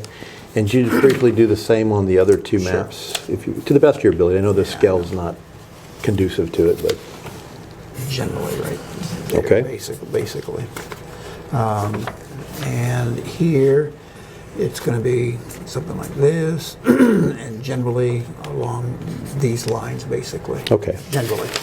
All right. And going back to the exhibit number 2, the phase 1 area that's shown in green on exhibit number 2, Yeah. did those, at the time they were annexed, the phase 1 areas, did they touch on any other city's jurisdictional lines, whether city limit line or ETJ line, other than the city of Aransas Pass? Possibly up here, but other than what I'm showing there. The other ones you're showing there. So in other words, let me rephrase the question. I know as you've shown they were touching on the city limits Yeah. of the city of Aransas Pass. Yes. Were they touching on any other jurisdictions? Oh, not that I'm aware of, no. Okay. And I'll ask you the same question for the area in blue, which is Exhibit 3, Phase 2. I know they were touching on the city of Aransas Pass, but were they touching on any other city's jurisdictional boundary? Came close, Rockport, but no, Came close, did not. but no, okay. And then Area 3, I know it touched on the city of Aransas Pass, as you shown Yes. by yellow marker generally, but did it touch on any other jurisdiction's jurisdictional boundary? Not that I'm aware of. Okay.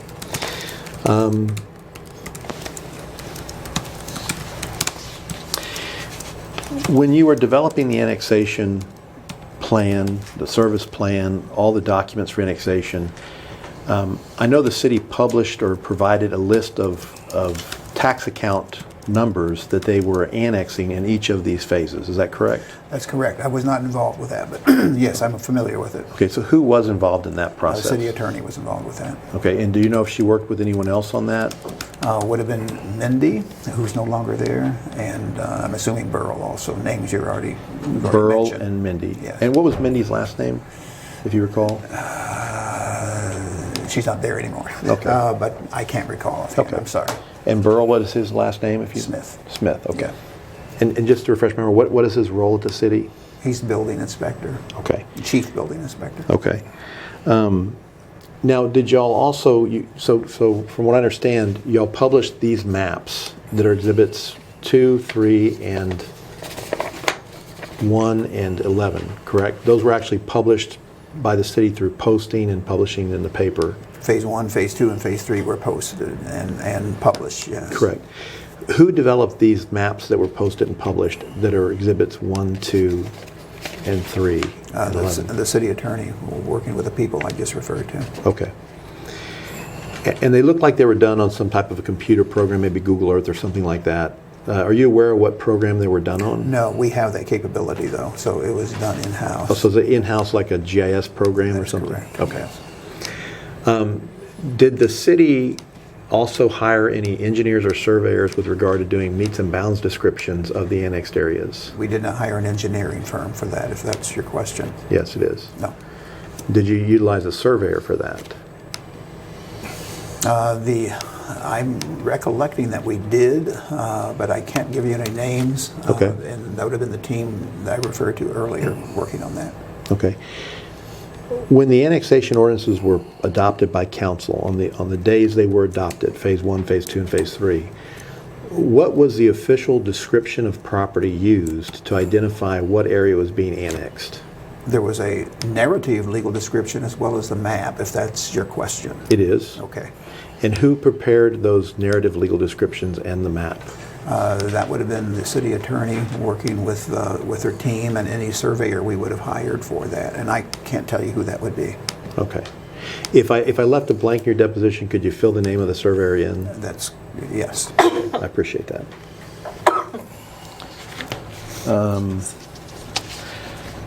Now, you know, you've heard in this deposition, there's been several objections raised by your counsel, correct?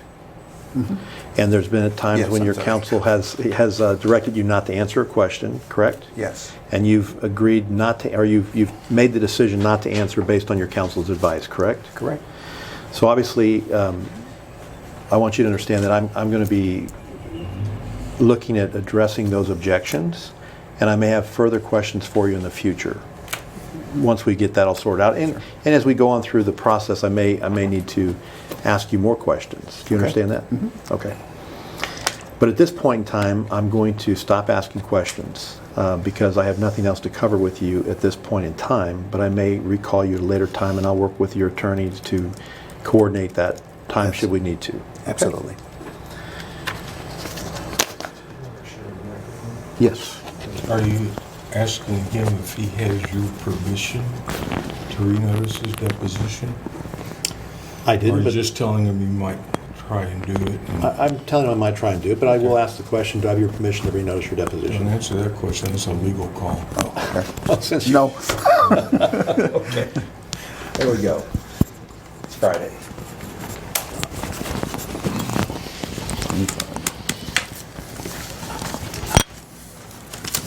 Maybe more questions. Do you have any questions?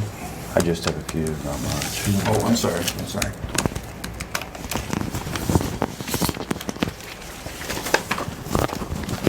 Mr. Edwards, hi, my name is Troy Taylor. I'm here representing Mojave LTD. We're an intervenor in this matter. Yeah. Before I go any further, I want to put something on the record that Mojave didn't notice or cross-notice this deposition. Discovery's just begun in this case, and we're reserving the right to later renotice the deposition or continue this one after discovery if necessary. And Subject to those reservations. put that on the record, and I'll put on the record that the city is reserving the right to oppose that. Anyway, subject to those reservations, I'm going to ask you a few questions today. To begin with, I tend to talk fast sometimes, so if there's any question that I ask you that you're not understanding, please ask me to rephrase it. Okay? You need to answer out loud. And if I ask you a question that you don't understand, definitely ask me to rephrase it, okay? Okay. And if you do answer it, I'm going to understand that you understood the question I asked. Okay. Okay. Have you testified before? Have I testified before? Yes, sir. In any court? Yes, sir. Yes. You have testified before? Yes.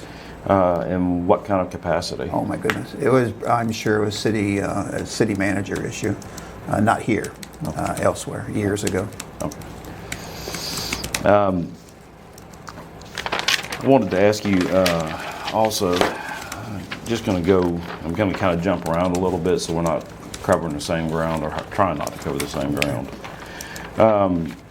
Are you aware at this time what the maximum acreage a city can involuntarily annex in any year? With 1,400 or something of that sort, or I've forgotten. Okay. Do you understand what the law is as far as the capacity? I'd have to look at it, What but it's percentage? in that general area, I thought. Okay. But I could be wrong. Okay. You mentioned a minute ago a lady named Mindy. You don't remember her last name. Do you I know don't, what- I apologize. do you She know doesn't what- work there anymore. Let me finish my Oh, I'm question, sorry. sir. Do you know what position she worked with the city? She was a permit technician, as a title that she had, Okay. Is that a contract position or is that no, an it's a employee? full-time. Okay. With regard to that, you've testified previously that you operate under contract. Do you have any staff directly under you with the city? Entire city, The entire city? yes. Except for the appointed positions of city attorney, city judge, and city secretary. Okay. So the rest of the city is under your purview? Yes, now, in reality, in the real world, in every city, they deal with the department heads and not dealing with every person who works for the city. And you testified earlier, I believe, that you've only been in Texas a couple of years. Is that correct? 2 years this month. How many annexations have you conducted in Texas since you've been here? This would be the ones, plural, we are talking about now, are the first I've dealt with here. Okay. So you've never had an opportunity to operate or work under a 3-year municipal annex plan? The ones, again, these are the only ones I've dealt with, and so. Have you ever, prior to, I'm guessing about March of this year, had you ever read exhibit, I believe it's 4, or 5, that's section 43.052 of the Texas Local Government Code? I referred to it many times on different issues, yes. So you have read it in its entirety? From cover to cover, no. Yeah, I read it as far as it applies to different sections of city government, so I not may have following misunderstood. you. I'm just saying this section, the one that we're talking about here today, I think it's in Exhibit 5 if you want to take a look at it. Have you read that one, the entire section? I assume I have, yes. Okay. And that's the one, that's the section that discusses municipal annexation Okay. plans. Yes, I believe I have. Okay. How about section 43.056, which they were talking about regarding the service plans earlier? You testified about, I think it's exhibit number 10. I have seen it, I'm aware of it, and different sections I have read, yes. Do you attend any courses or scheduling? I'm sorry, courses during the course of the time that you've been city manager regarding, have you attended any courses regarding annexation? As of like TML courses, no, I have not. Okay. When are service plans usually conducted? When? When are they conducted? Yes, sir. Prior to annexation, which we did in these cases also. Okay. So generally a service plan is not conducted when you're not annexing, correct? That doesn't make sense. I don't know what you mean. Well, if you're not having an annexation proceeding, you don't do a service plan, correct? That would be correct if it wouldn't take a unilateral or take a isolated area just for the fun of it, do a service plan. Right, because they're expensive, aren't they? They are. Okay. How long does a service plan usually take to complete? That's impossible to answer. It depends on the city. It depends on the comprehensiveness. Depends on a number of different factors. You cannot put a certain time limit on how long it's going to take. In our particular case, it was done over a couple-week period, something of that sort. Okay. So for phase 2 and phase 1, phase 1 through 3, it took about 2 weeks to do all those? Approximately, I don't recall, but in that general area. Okay. Can you run down, again, you may have answered part of this before, but what are the requirements of a service plan when you put those into, your understanding, I should say, let me rephrase that. What's your understanding of what the requirements of a service plan are? And that's one of the areas I have looked up and then conversed with city attorney on also. And as I listed earlier, I'll list them again. Issues such as water sewer, it's issues police, fire, public safety, EMS, solid waste disposal, and there are a couple more in there that we have in our plan, which I have a copy of, that are listed that we've included in our service plan also. Those are the ones I've worked with and are included in our service plans, plural. Okay.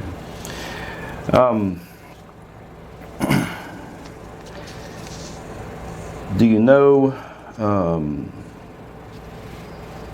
going to specifically refer to phase 2 right now. Do you know how the projected, I think it's around $7 million for the water and sewer, how the city plans to pay for that? Objection.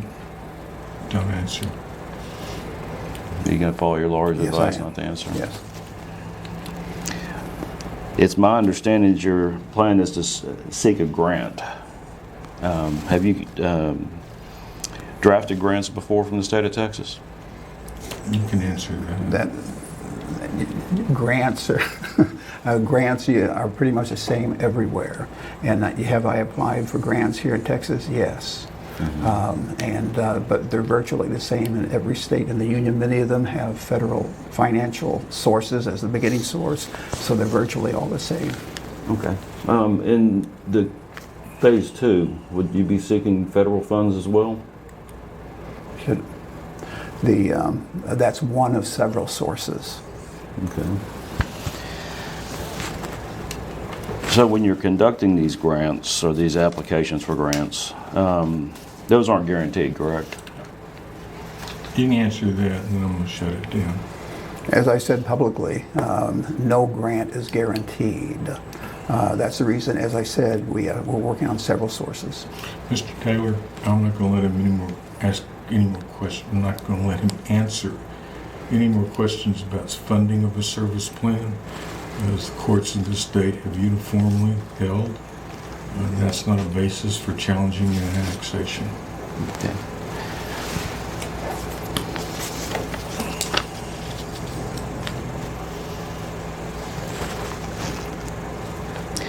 Do you know if the city is currently receiving any federal funding for current water and sewer? Yes, we are. Do you know what approximately how much you're receiving right now from the federal government and under what program? And I'll let you go a little ways, but that has nothing to do with the lawsuit. But okay. The answer is yes, we are, and it's well over $1 million, and the most recent.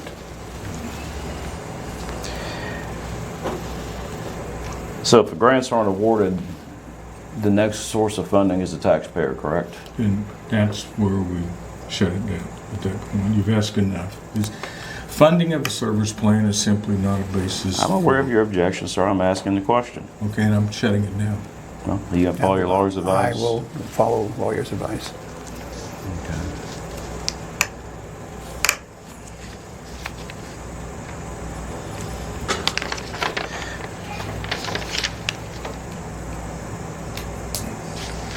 You testified earlier about the service plan for the 21,000 acres. Is that plan, how far along are you on that plan? I've not gone far at all, as I said earlier, on that plan. I've been instructed to prepare a plan, but I've been given no timeline on that. So I've not done much work on that at all. So do you require an additional instruction for a timeline under the city under your obligations for this? Or If the is this council something that wishes it. I'm sorry, I interrupted you. Well, this was passed a while back, was it not? Yes. Is it something that you just let it sit then until the council comes back and asks for it? If council has direction on that, I will follow that, yes. And so if they don't, then you're not going to do anything further? My answer is what it is.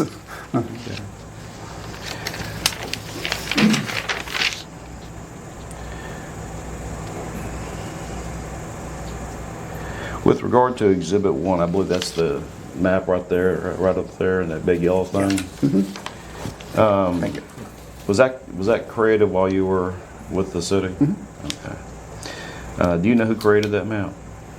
No, the city attorney would have been deeply involved with that. Okay. I think you testified about one, or you don't know who divided it either. No. I'm going to jump back over now to the TML. You made some references to House Bill 347. You mentioned there were some notices you got. Does the TML provide you with publications on a regular basis? They provide every city with publications on a regular basis. Do they provide you publications on a regular basis? They provide me with publications on a regular basis Okay. How do you receive those? by mail and email also, regular mail, email. Does that come into your official email address with the city? Yes. What is that email address, please, sir? Aransas Pass TX.gov. Do you recall when you got the publication talking about House Bill 347? No, I do not know. It would have been months ago. I do not recall that. Do you recall what kind of headline or header or whatever is said on the publication would draw your attention to this? Well, they all draw my attention, but as far as that specific one, I do not recall the specific headline that was listed there. Well, you indicated earlier that the notification indicated that House Bill 347 would make annexation more difficult for the city. Yeah, That means involuntary annexation, correct? that would be correct, yes. And did they make any recommendations that you annex property faster than if you wanted to avoid the House bill? No, it was informational only that I recall. He was not taking a position. Okay. Do you still, is that the same email address now as you had then? Yes. Would you maintain those emails? I would have to go, though, from TML, no, because they would have a record of it. If I needed one, I'd go back to them. So you wouldn't, these are I coming get them in, every day. These are coming into the, okay. So the TML sending you emails every day? Pretty much so, yes, and listing all the newspapers, headlines and such. Okay. And you don't preserve those with your email? They are still in there, and if I have to go back, I will go back, but it'd be easier just to go to TML and ask for a specific copy. Do you know who else receives email from TML? Every city manager in the state of Texas. Are you? You don't know that for a fact, do you? If they're a member of TML, they'll be getting it. Okay, that's your belief. Okay, then I don't know. Okay. I'm just asking. I'm actually asking. Well, I'm actually asking you. Anyone else with the city of Aransas Pass is what I was just asking. Does anybody else? I'm not following that. Does anybody else get it in Aransas Pass? Yes, sir. If you know. Not that I know of. So you're the only one with Aransas Pass that is receiving the TML information. As far as I know. Well, city secretary may receive it, but it'll be city secretary related stuff. That's all that I'm aware of. There may be public works information received from TML, but those will be specific to those departments. Are you aware of any other annexations that may have occurred before you that had service plans that have not yet been completed? Before I got here, there was an annexation that was completed, and the work is underway at this point to put in the water and sewer. Which one is that? That's a Sherwood Forest. How long has that been awaiting water and sewer? I can't tell you precisely. I don't know, but it's very close. It is very close to the deadline. Well, you've been there 2 years. It's very close to the deadline, as I said. So it's been ongoing since you've been there? Yeah, I've been there 2 years, so it's been ongoing since then. Are you responsible for overseeing that? No, yes, I would be. There's a hurricane. Do you know if that's been fully funded? Hurricane in that. As I indicated earlier, it is fully funded with over $1 million. But it's not complete. There was a hurricane. Counsel, I'm going to object to the sidebar, coaching the witness. Are you going to appear as a witness right now, ma'am? Don't answer Thank any you. of his questions. Don't object on the record.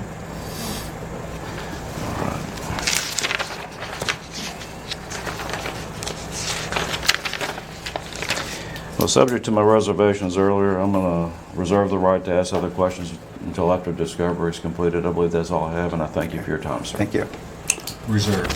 I just want to thank you for taking the time to do this on Friday. And you were a very good witness, and I appreciate your candor and your being here and living through the deposition experience. Appreciate it. Thank I hope you. you have a good weekend.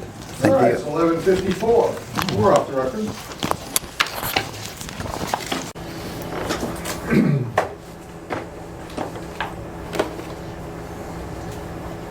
All right, it's 9:44 in the morning. We're back on the record.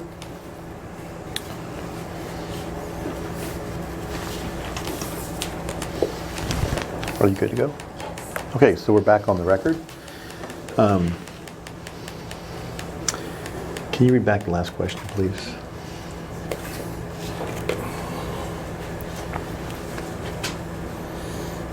Do you ever recall working on an agenda where there was an executive session item looking to discuss the, and then he cut you off. Okay.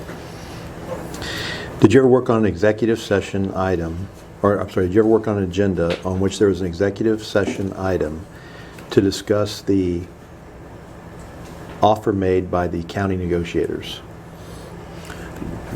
I do not recall any such executive session item listed on the agenda. It's generally going to be listed as annexation issues. It's not going to be that specific.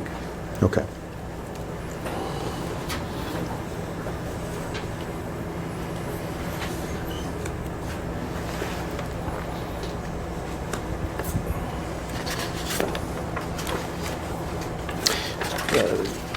It's more of a general question.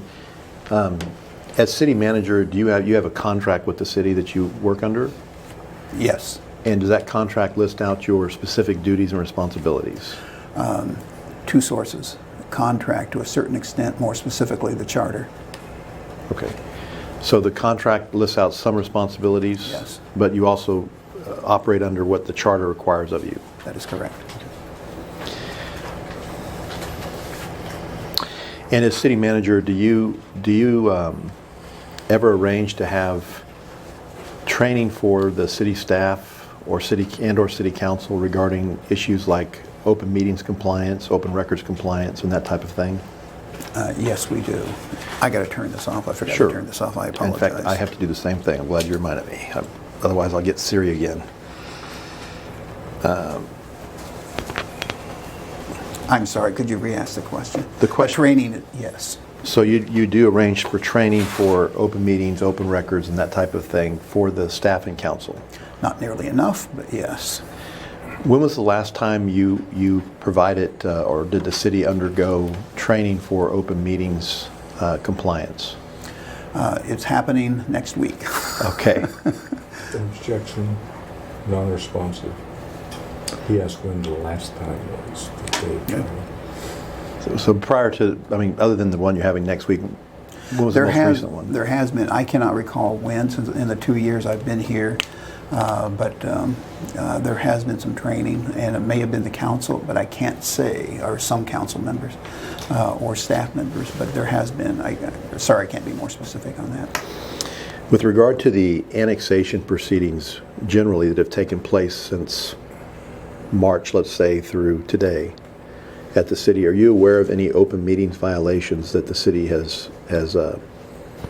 taken? No, not aware of any.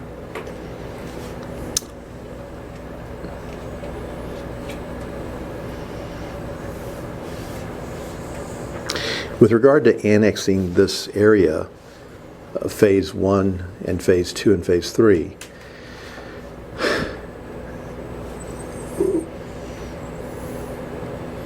now that this area is allegedly annexed into the city, what plans does the city have with regard to regulating barge traffic in the area? I've not been involved in any discussion on barge traffic. What about rail operations? And I'm going to let you go down this a little bit, but you're asking about land use regulation, doesn't have anything to do with annexation. Not aware of any. I'm sorry, what's your objection? It doesn't have anything to do with annexation. It's beyond the scope of this lawsuit. So land use doesn't have anything to do with services and annexation? You didn't ask him about services. You asked him about regulations concerning certain types of traffic. Doesn't have any, there's not a complaint in the lawsuit about that.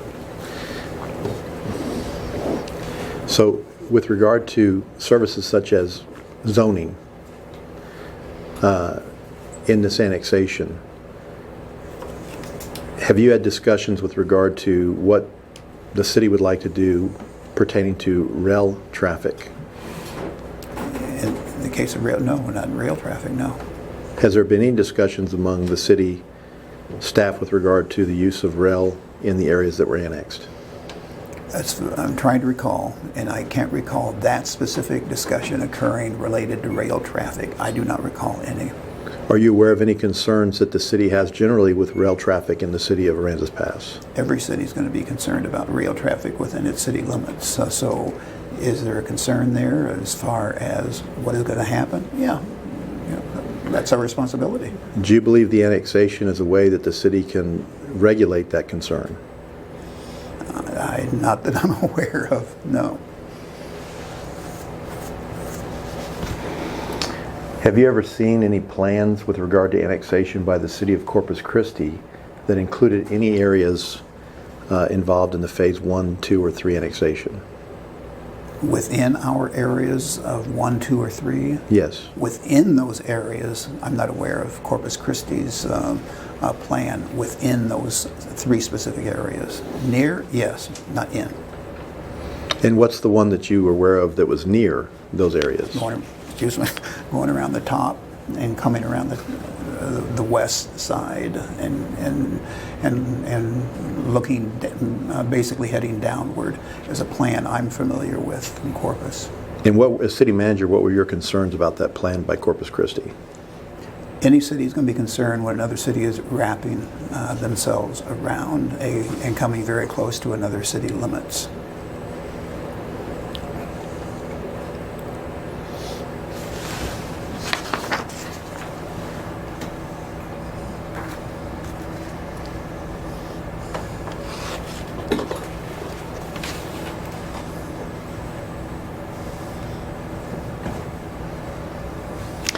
I want to go back to Resolution 2019-893 for a moment. Are you familiar with that resolution? You're going to have to remind me, I apologize. I submit to you that that's the resolution in which the City Council authorized you to develop a service plan for 21,000 acres. Yes, Do you recall that now that I've refreshed your memory? Yes, Do you I recall do. that resolution? I recall it, yes. Did you draft that resolution? No, I did not. Who drafted the resolution? Dealing with annexation would have been the city attorney. Do you know what the purpose of that resolution was? Cannot say specifically, no. What did that resolution, it specifically directed you to do something, That correct? is correct, yes. So what did it direct you to do? Provide a service plan for that 21,000 acres. And was that to get the city's ETJ exempted from the new House bill that was being considered? Section 4. And that's not my understanding, no. Okay, what is your understanding of it? That I was asked to produce a service plan for 21,000 acres, and those are my directions. Did anybody tell you why you were asked to do that? No, No one told you why they were asking you to do? no. Have you taken any action on doing that since that resolution was passed? Began looking into what would be required for that 21,000 acres, but have not gone into it in depth at this point. What have you found out so far with regard to what's required to do that, to serve that 21,000 acres? Based on service plans in the other 3 areas, excuse me, I'm sorry, I have a general idea of what the cost would be for at least portions of it, and that's based on what has been in place and what we've researched already for 1, 2, and 3. So beyond that, no, I've not done anything more. And your preliminary investigation that you've done with regard to that, what has it shown you the cost would be? The cost for, well, you're aware of the cost for 2 and 1, and that's in the area of $15 million. So it's going to be in that general area for at least a portion of it. Did That's the water and sewer only, I'm sorry. Yes. Did the city prepare any type of inventory prior to directing you to do a service plan on the 21,000 acres? Explain what you mean by inventory. Okay. 53. Okay. You're aware that the local government code requires a city to prepare an inventory prior to annexing property generally. Objection form to the extent you're asking for is a legal opinion. You can answer the question. I'm familiar with the language.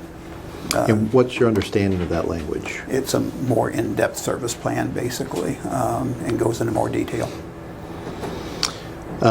Did any type of inventory, according to your knowledge of what that is, did any type of inventory get prepared by the city prior to them directing you to do a service plan for the 21,000 acres? We prepared the service plan, and that's what I've done. So you already have prepared the service plan for the 21,000 acres? Oh, I thought, I'm referring to the 3 areas. No. Oh, Right now, sorry. I'm just talking about Okay. the 21,000 acres. No, I've done as much as I indicated earlier, have done no more in the 21,000 acres. So you're not aware of any inventory conducted by or on behalf of the city that relates to the 21,000? That is correct. Okay. Now, you've already testified that you're not aware of any 3-year annexation plan maintained by the city, correct? We have our service plan that's been submitted that you're familiar with, of course. Beyond that, no. Okay. So would it be safe to say, would you agree with me, that the 21,000 acres identified in Resolution 2019-893 is not identified on a 3-year service plan maintained by the city of Aransas Pass? I'm sorry, not maintained, I'm sorry, let me retract that question, let me restate it.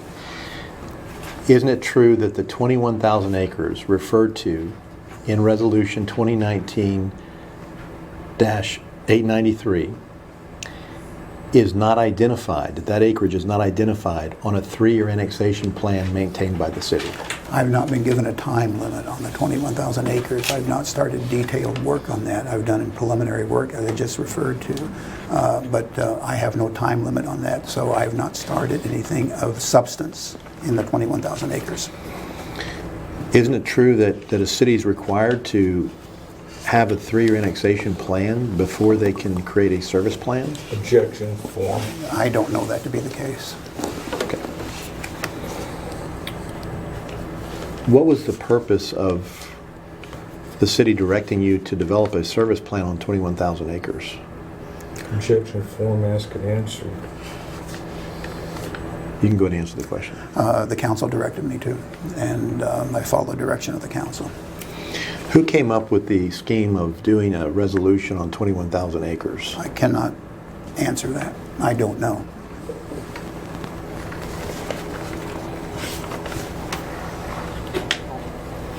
The pages of the statute.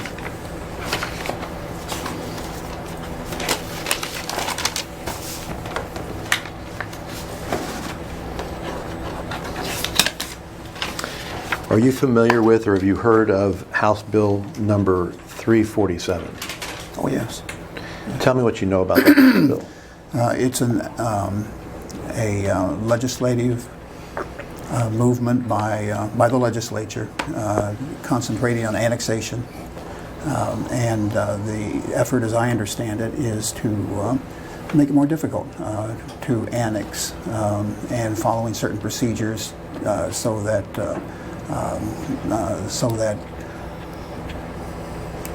how should I word it? So that whenever a city wants to annex, it's not as allowable as it is now. Have you read that House bill? I've gone over that, yes. It's been a while since I looked at it. I looked at it when it first came out. TML put that information out. So I looked at And it just then. for the record, so that the judge and jury know, when you say TML, what are you referring to? Texas Municipal League. And that is your city's insurance carrier, correct, or an insurance entity? Well, it's a league. Objection form. Okay. And that's not true. Are you testifying No, but it's not. If you want to ask him that, that's fine, but it's not true. If you want I the true appreciate your answer. permission to let me ask my questions, but I'm asking you not to testify in the deposition, Mr. If you Myers. know that they are the insurance carrier, you can answer. They are the league of cities that represent cities on many different issues, give training sessions, et cetera. Insurance may be the case, one of their duties, but it's certainly not the primary duty as I understand it, as I understand other leagues around the country also. So Texas Municipal League is a entity that the city of Aransas Pass belongs to, correct? Yes, we do. And y'all pay annual dues to them, correct? Yes, we do. And in fact, y'all do have an insurance contract with them, correct? Objection form. You can answer the question. Okay. Yes, we do. Yes. And under that insurance contract, they are providing funding of your defense in this lawsuit, correct? Objection form. That is correct.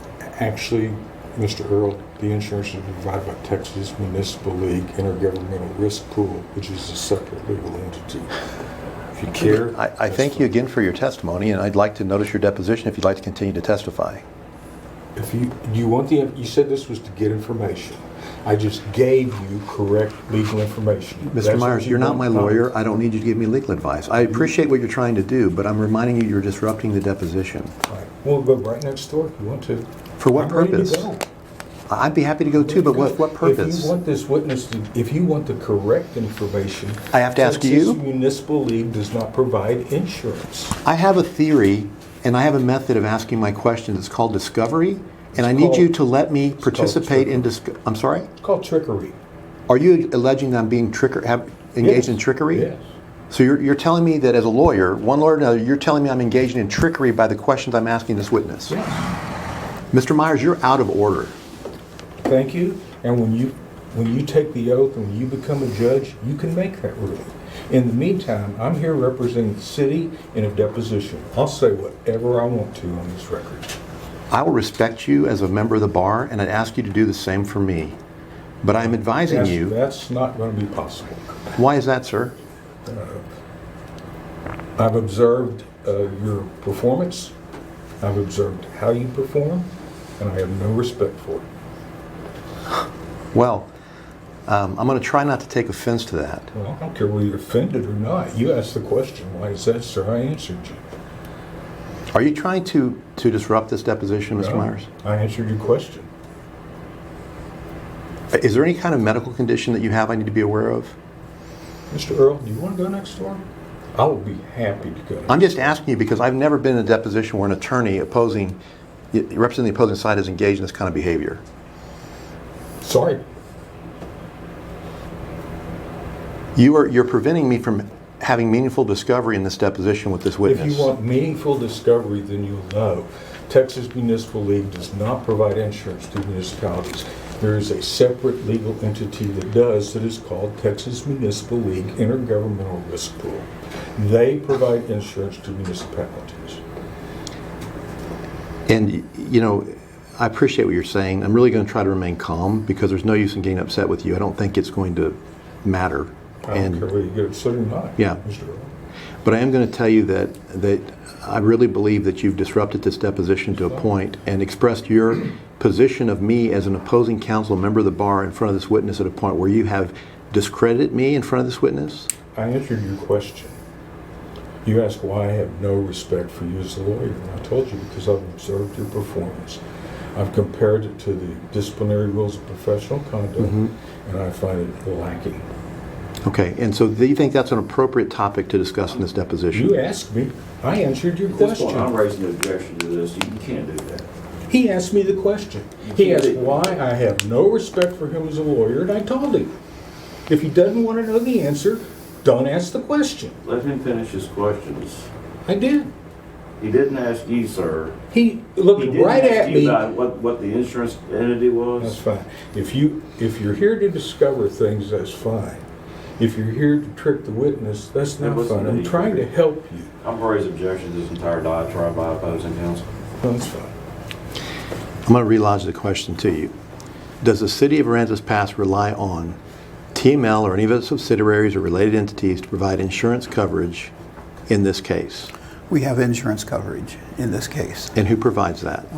It's going to be an element, an arm, or some added element of TML. Okay. Not necessarily the same organization. And it could be a subsidiary. Could be. Thank you for your answer. Now, I'm going to try to collect my thoughts again because I've been a little distracted by what just occurred on the record. So if you give me a minute, I'd appreciate it because I got to Sure. come back to where I was.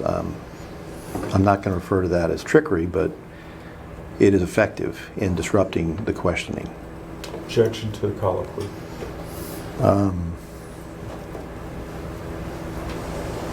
Yes, I'm sorry. Now I recall. We were discussing House Bill number 347. Do you recall that? Mm-hmm. And you stated that you have reviewed House Bill 347. I've looked at it.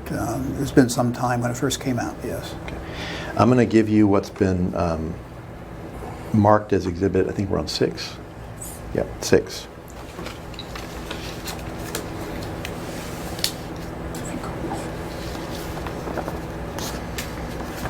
And I will submit to you that I didn't copy the entire House bill because it's very voluminous and there's only certain portions of it that I'm interested in.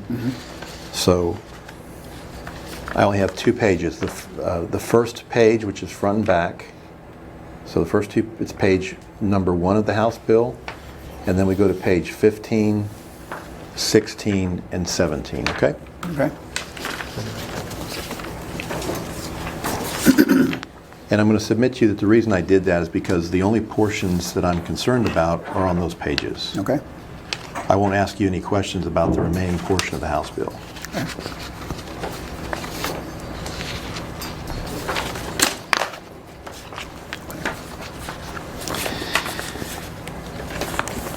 So page 1 of exhibit, let me just ask you, in exhibit number 6, generally speaking, is this the House bill, the pages you have of it? It's been, in all fairness, it's been so long since I've seen the entire bill. I'm understand. assuming that is the case. But do you recall, if you turn to page 15, Yes. and you see Article 4, entitled Transition and Effective Date, correct? Yes. Do you recall reading that portion of the House bill? I don't recall. I'm sure I have. It's been a long time, but Okay. I cannot tell you specifically. Thank you very much.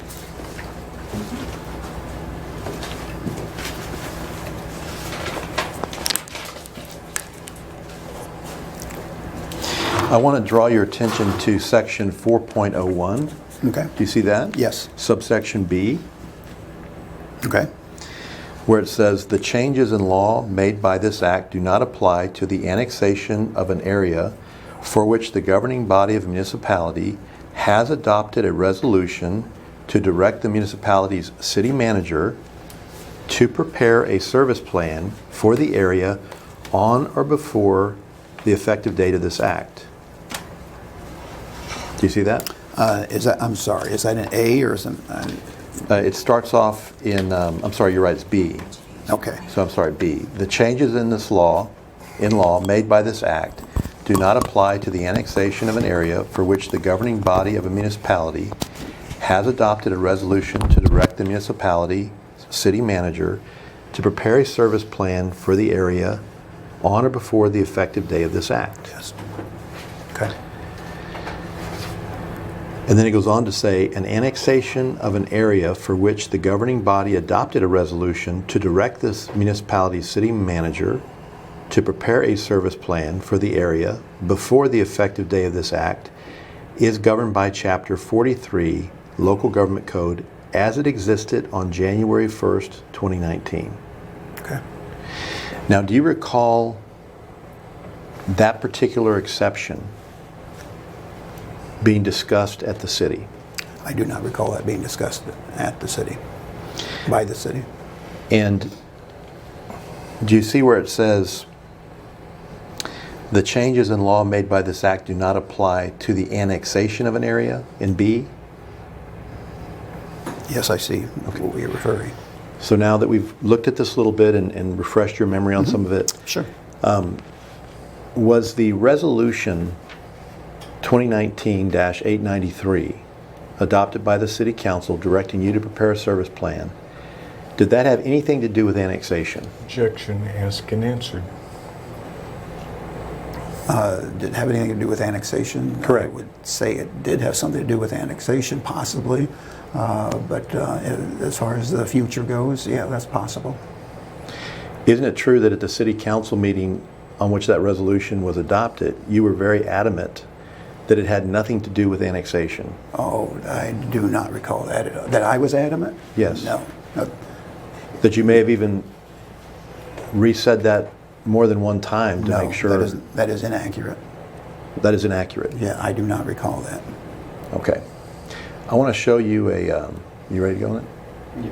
I want to show you a video clip Okay. of a city council meeting, and I'm going to take my microphone off for a second so that it can pick up this video. Sure. Audio.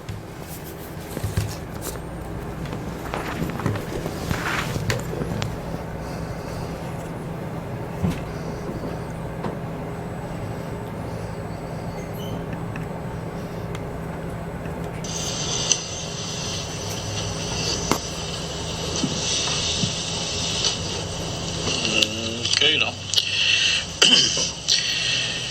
I want to declare the public hearing closed at 7:11. Now we're going to go to the city manager and I think Vicky. You want to, we'll discuss this. You want to read the item? Every time. It be to consider, discuss, and take action to approve resolution number 2019-893 to direct the city manager to prepare a service plan for approximately 21,000 acres contiguous to the city of Aransas Pass and provide an effective date. And want to point out, Mr. Mayor and Council, that this is simply the 21,000 acres, is for the service only. It's not implementing an annexation. It's for directing the city manager to do a service plan for those acres. Just want to make that clear.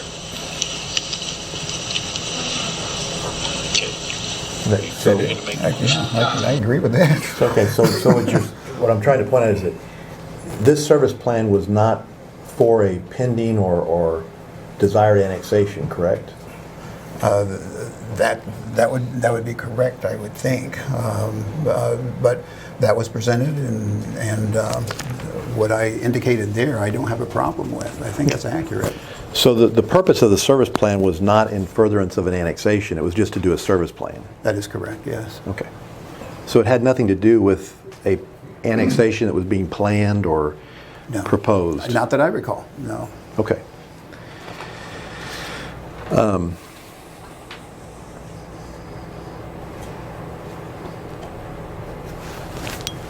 So if you look again at subsection B where it says, the changes in law made by this act do not apply to the annexation of an area for which the governing body of a municipality has adopted a resolution. There was no annexation at the time this resolution was passed, correct? Being considered by the city? Not that I'm aware of, no. Okay. But you would have been aware of it had there been one being considered, because you're the city manager. As far as a specific annexation within the ETJ area you're referring to? Yes. That is correct. Within that 21,000 acre area. 21,000 acres, yes. Now, it's true, isn't it, that in that 21,000 acres, there are a number of areas that the city is restricted from annexing, correct? For example, industrial development agreement areas. Oh, that'd be correct, yes.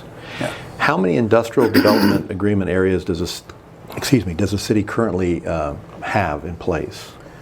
It's like 7 or 8, and possibly a couple more, but in that general area. Is one of those areas involving an area owned by Bay Limited? I believe that's accurate. I need to look at a map and see it, but I believe that's accurate. Were you involved in the negotiation of any of the industrial development agreements? Well, now most of the industrial agreements were agreed to before I got there. Okay. But as far as renewals go, yes, I was involved with those discussions, yes. I'm sorry. Which renewals were you involved in discussing since you've been city manager? There was the, bear with me, I'm trying to think of the name of the company. There have been two. And if I saw the names, I could tell you. But I understand. can't. It's probably been a little while since you looked Yes, at that. it has been, yes. But would you agree that it involves the two terminal operations that are on the south side of Aransas Pass down by the water's edge? That would be correct, yes. Okay. And isn't one of those operations owned by Bay Limited or one of its subsidiaries? I believe that's accurate as far as the name of the company, the parent name of the company, yes. Do you know or do you recall who the attorney was that negotiated that renewal on behalf of that entity? No, I do not know that, so I don't recall it. Isn't it true that particular industrial operation deals with a fuel storage tank and transfer of fuel operation in general terms? That's my understanding, yeah. Would it surprise you that Mr. Meyer's firm actually represent Bay Limited, the owner of that operation and the holder of that agreement? No, I'm not aware of that. Is one of the reasons why the city of Aransas Pass wants to annex Rockport Terminal's property in Area 2 is to prevent Bay Limited from having any competition with regard to the transport of fuel? That answer's no on that. Are you sure about that? As far as I know, that's I've not been involved in any discussions anywhere near that line of thinking. Would it be surprising to you if there were recordings of conversations to that effect? It's not going to involve me, I can guarantee you that. Okay, I just want to be sure. Okay.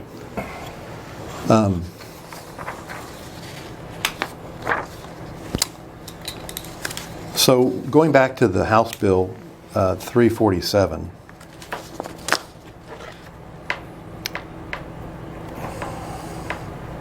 would you agree that based on the language we read in this deposition of that exemption, that the city would try to say that their entire 21,000 acres that's in that resolution would be exempt from the impact of the new House bill?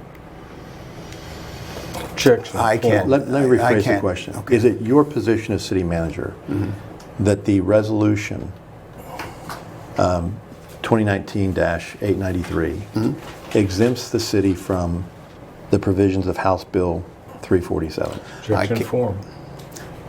I can't answer that directly. As I can't. I don't know. Okay. If you were asked to move an annexation forward on behalf of the city in that 21,000 acre area, is it your belief you would have to comply with Chapter 43 as it was amended by House Bill number 347? Objection form. If asked to take that action by the council, I would first do research with the attorney to find out what we can and cannot do. Beyond that, I can't. I have to say I don't know. Okay.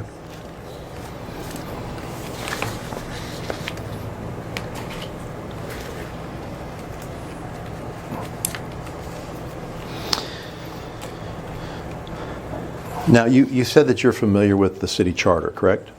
Yes, I am. And you use that as a guidance document for performing your duties? Or the city manager section, yes. Okay. Are you familiar with any other sections of the city charter? I'm sorry? Are you familiar with any other Yes, city sections? council, well, yes, it depends on what issue is up at that time that I have to research, but I can't say I'm familiar with every nuance of the charter, but several issues, yes, several sections, yes. Is there a provision of the city charter that requires the city to act by ordinance if it's going to bind itself to a contract?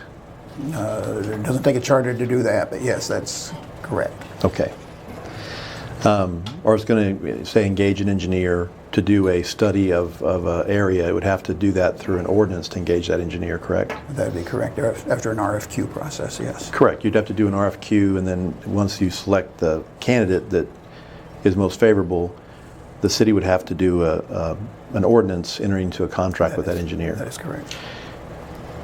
And if you were ever to have if you hired an engineer to do any type of review of utilities or services, the condition of roadways, for example, and things like that, in an area you were going to annex, that would be done by an ordinance, correct? Are you referring to the service plan now? Is that where you're going? Yes, sir. I am. Okay. We have the expertise in-house on that to do the service plan. Okay. I don't know if that's where you're going or not. I Well, apologize. let me explore it so we can Sure. get into this a little bit. Okay. When you say you have the expertise on hand, if the law required you, assume for a moment, for the purpose of this question, the law required you to use a licensed engineer to do a review of the condition of streets and utilities within an area being annexed, is there a licensed engineer that's currently employed by the city to do that? City our size uses contract engineers, and so we have an engineer under contract. And we have several engineers we're using for various different things, but the overall engineer for general services is by contract. Okay. So let me, because I want to try to break it down into questions so we make sure we understand each other on Sure. what the situation is. So let me ask you this part of the question. Does the city employ, as a city employee, any licensed engineers? As a full-time city employee? Yes. Answer is no. Okay. So any engineer that is doing work for the city, as you mentioned, would be done through a contractual arrangement with an outside firm, Correct. correct? Correct. And isn't it true that the city would engage that engineering firm by entering into a contract with it? Yes. Yes. Isn't it true that the city council would have to approve that contract by ordinance? That is correct, yes. And it's true, in fact, that the city has passed an ordinance in the past approving a contract with an engineering firm to do engineering services for the city, correct? A lot of engineering firms we have contracts with, but generally speaking, yes. And as city manager, you're aware of what contracts are out there with regard to engineers and what projects are pending, correct? Yes, that's correct. Are you aware if any engineering firm has been hired by contract to prepare any type of review or study of the condition of utilities in the areas that were annexed as phase 1, 2, or 3? We do that in-house. We've done that in-house. We have not hired an engineering firm. So any in-house reports that you've done in-house would not be a report done by a licensed engineer, correct? That would be correct. They would be done by someone who just probably has a background in utilities or something like that? Well, someone who is hours away from getting their PE, but as far as actually having the seal, as of this moment, no. Okay. So if the law required the city to have done a analysis or study of utilities and streets, the condition of utilities and streets in an annexed area, and the law required that it be done by a licensed engineer, would you agree that the city, for the purpose of this question, assume with me that that is the requirement, that the city would not have complied with that provision? Objection form. If that is the law, then we did not hire a engineering firm to do that analysis to which you're referring. Okay.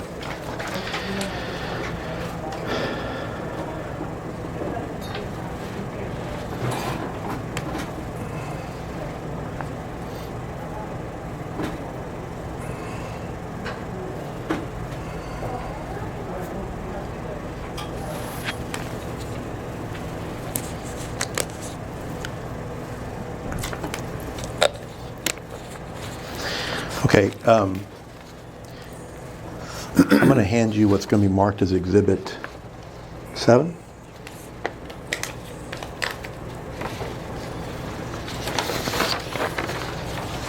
Oh, thank you. Are you? I'm going to submit you this is Section 16 of the City Charter for the City of Aransas Pass. Are you familiar with this section? Yeah, it's been a while since I looked at it, but yes, I'm familiar with it. And this pertains to the employment of or appointment of a city attorney to represent the city, correct? That is correct. And isn't it true that this provision requires, because it says shall, requires the council to appoint a competent and duly licensed attorney who shall serve as city attorney, correct? That's correct. And isn't it true that the City of Aransas Pass complied with this section by appointing a competent and duly licensed attorney, namely Roxanne, as city attorney for the City of Aransas Pass? Correct. And it also requires that there be an agreement or contract for legal services, correct? That's correct. Isn't it true that the city of Aransas Pass does in fact have a contract with Roxanne's firm to serve as city attorney? Correct. And isn't it true that that contract limits, and let me give you what's been marked as exhibit number 8.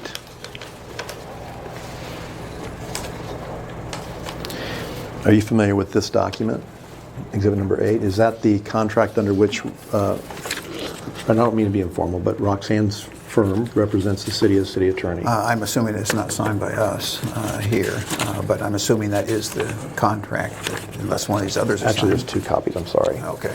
And I'll submit to you that I got that offline from the backup from the council agenda. Since this is not a signed copy, I can't say for sure that that is the case, but it looks like it would be the agreement. But it's one that we have not, this document we have not signed. I understand. Let's assume for the sake of these questions that this was approved and signed by council, okay? Okay? And if that's the case, and we can look into that, but if that's the case,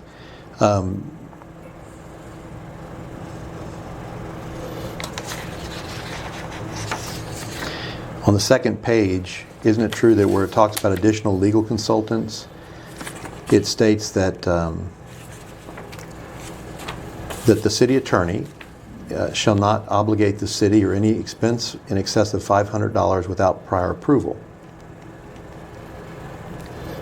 Correct? Was And it- that would be prior approval by council, correct? Any additional expense, it would be not out of the question for that, the city manager to give that approval. Okay, either you or council, depending on the amount. That's correct, yes. Okay. And with respect to this litigation, have you given approval to hire Mr. Myers' firm to represent the city in this case? I'm very familiar with it, and yes, support that, but yes. Did you give any written approval I've to the not city given- attorney to have her hire Mr. Myers in this case? I've not given written approval, no. I'm very familiar with it, and she had me involved with the discussion as far as the hiring goes. Okay. The second paragraph of section 16 states that he or she, referring to the city attorney, shall be the legal advisor of an attorney and counselor for the city and all officers and departments thereof. The city attorney shall represent the city in all litigation. Now, let me stop there for a moment and ask you, is it your understanding that Mr. Myers or Roxanne is representing the city in this litigation? In the litigation we're talking about right now, Yes, my this understanding case. is Mr. Myers. And then it goes on to say, but at this council's discretion, may or may not participate in litigation. And it states, special attorneys may be employed under contract and for any purpose at such fees and for such length of time as the council may prescribe.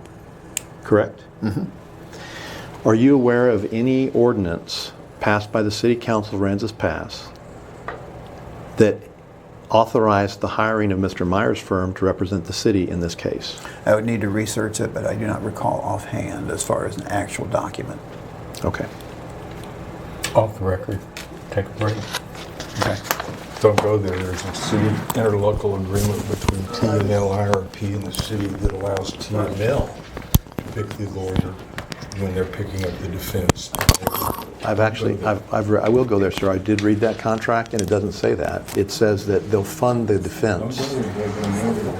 What are you warning me about? Sanctions Sanctions for what? for filing a spurious motion. I will seek sanctions. Well, if I file a spurious motion, I would assume you would. Yeah. Do I- Not once. do I go out and 32 years. You want to talk about lawyers? Not once in 32 years have I had a lawyer try and do that on an insurance defense case. Not once.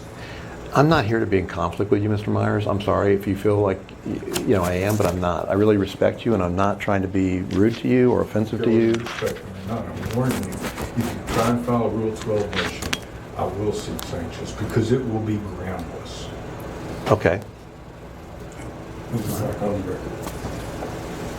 Okay. Fine. We'll do a break. Good time for a break. All right, it's 10:27. We're off the record.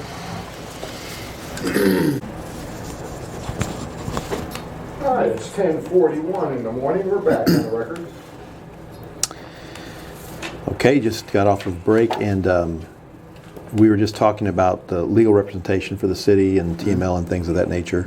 Do you maintain a copy of the contract with TML or its subsidiaries regarding providing insurance coverage for the city?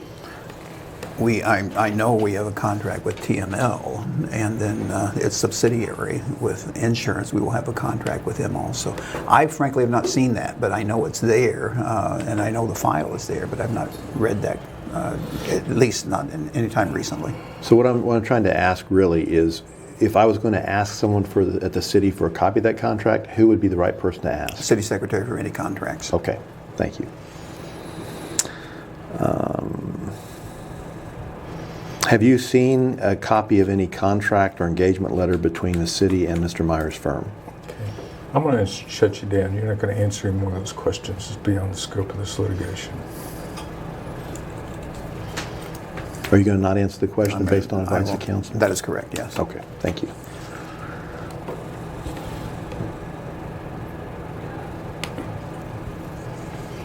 Just so I know, are you going to instruct him not to answer any more questions regarding legal representation of the city or insurance coverage, Mr. Myers?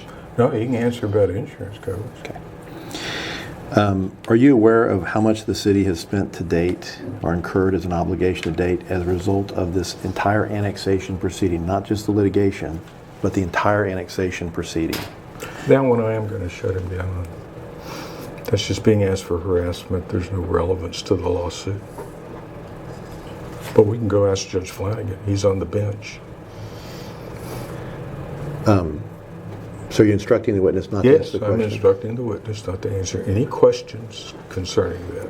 And You don't have standing to represent the city. You don't represent the city. It has absolutely no purpose in this litigation, and it's being asked simply for harassment. So what is your objection for the record, formally, under the rules?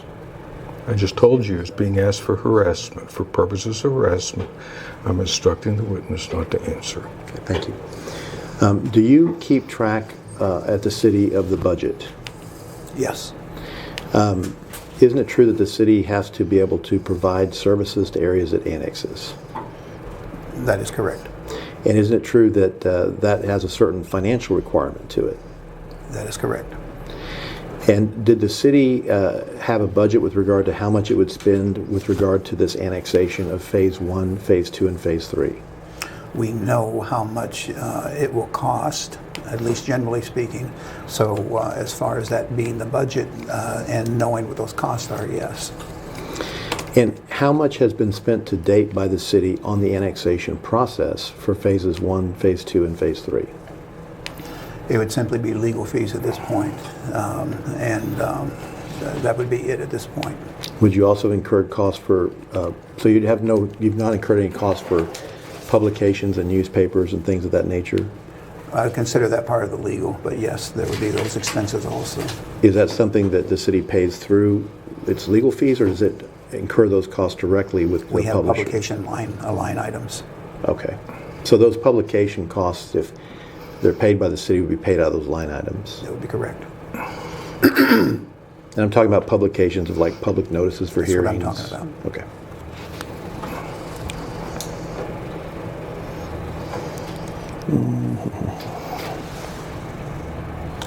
Did you ever have any conversations with the mayor regarding his obligations under the annexation process to ask for arbitrators? No, I have not talked with the mayor on that issue. Okay. Do you know if anyone else has? I can't, not that I know of.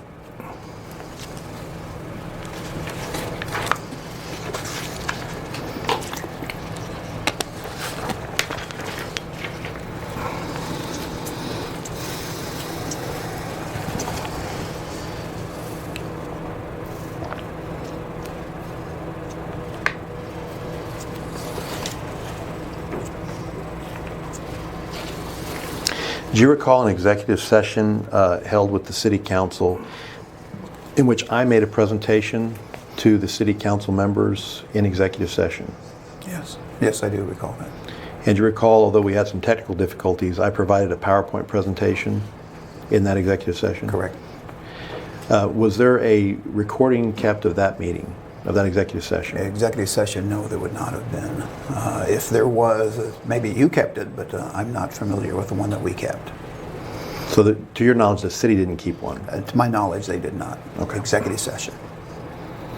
Did anybody at the city take any notes or keep any kind of record of that? I'm not aware of that, no. Okay.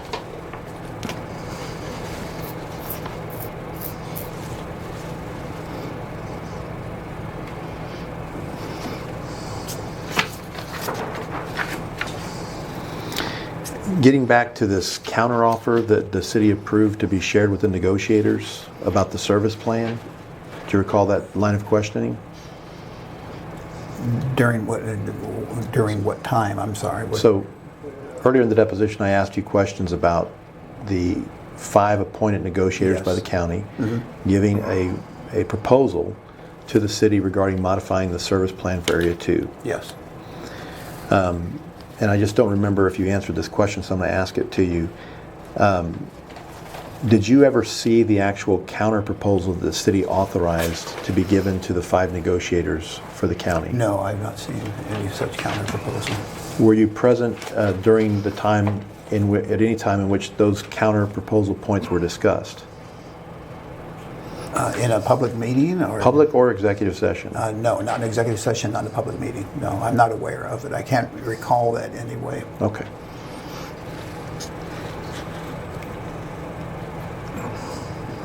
And you don't have in your possession, as city manager, either constructive possession or actual possession, a copy of those counter proposal points for that service plan? I don't have with me, no. I have what you submitted, and as far as a counter proposal to that, no, I do not have a copy of that. Okay. Have you ever had a copy of it?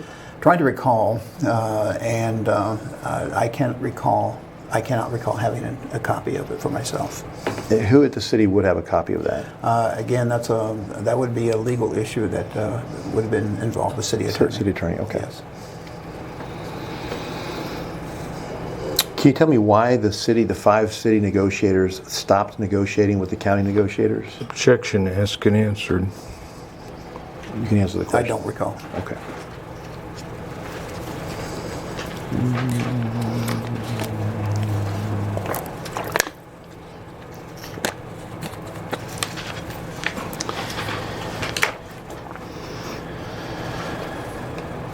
I'm going to hand you what's going to be marked as exhibit number 9.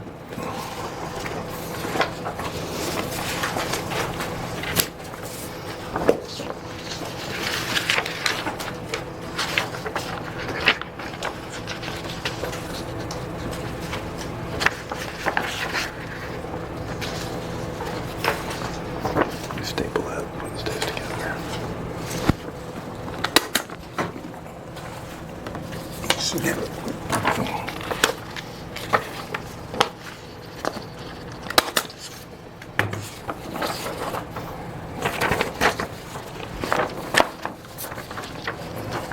And Mr. Edwards, this exhibit number 9 is a copy of section 43.0564 entitled, of the code, entitled Arbitration Regarding Negotiations for Services. Yes.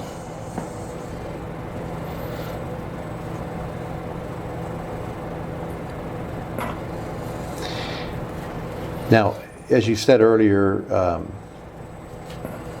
you're aware that petitions were filed requesting inclusion in the 3-year plan. Yes. And you're aware that a request for negotiation was submitted to the city by the arbitrator or the negotiators appointed by the county. Correct, yes. Okay. And do you see in A of this section 43.0564 where it says, if the municipality and the representatives of the area proposed for annexation cannot reach an agreement for the provision of services under section 43.0562, or if the municipality and the property owner's representatives described by section 43.0563A1 cannot reach an agreement for the provision of services in lieu of annexation, under section 43.0563, either party by majority decision of the party's representatives may request the appointment of an arbitrator to resolve the service plan issues in dispute. Do you see that? Mm-hmm.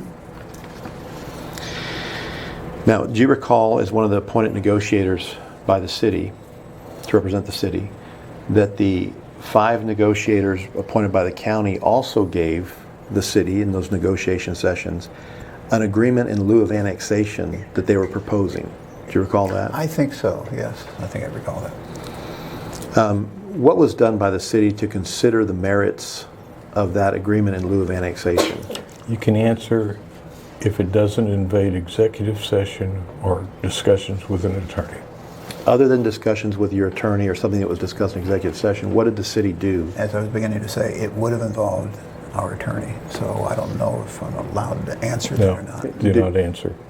Did you do any independent work on it, or did you look into the merits of it yourself as city manager? On legal issues, prefer to stay with the attorney. I did not on my own. Okay.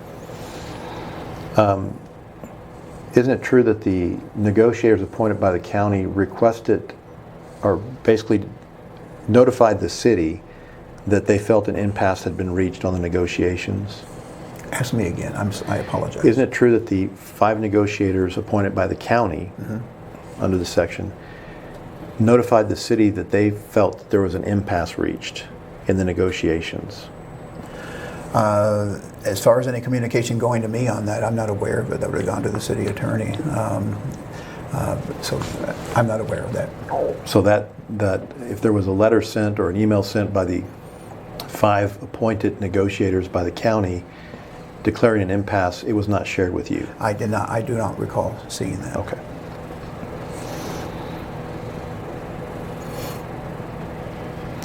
Are you aware of any attempts by the city to try to obtain a list of arbitrators, whether your office or the mayor, obtain a list of arbitrators to help arbitrate the dispute between the landowners and their representatives in the city regarding services? I don't recall any effort to obtain arbitrators. Okay.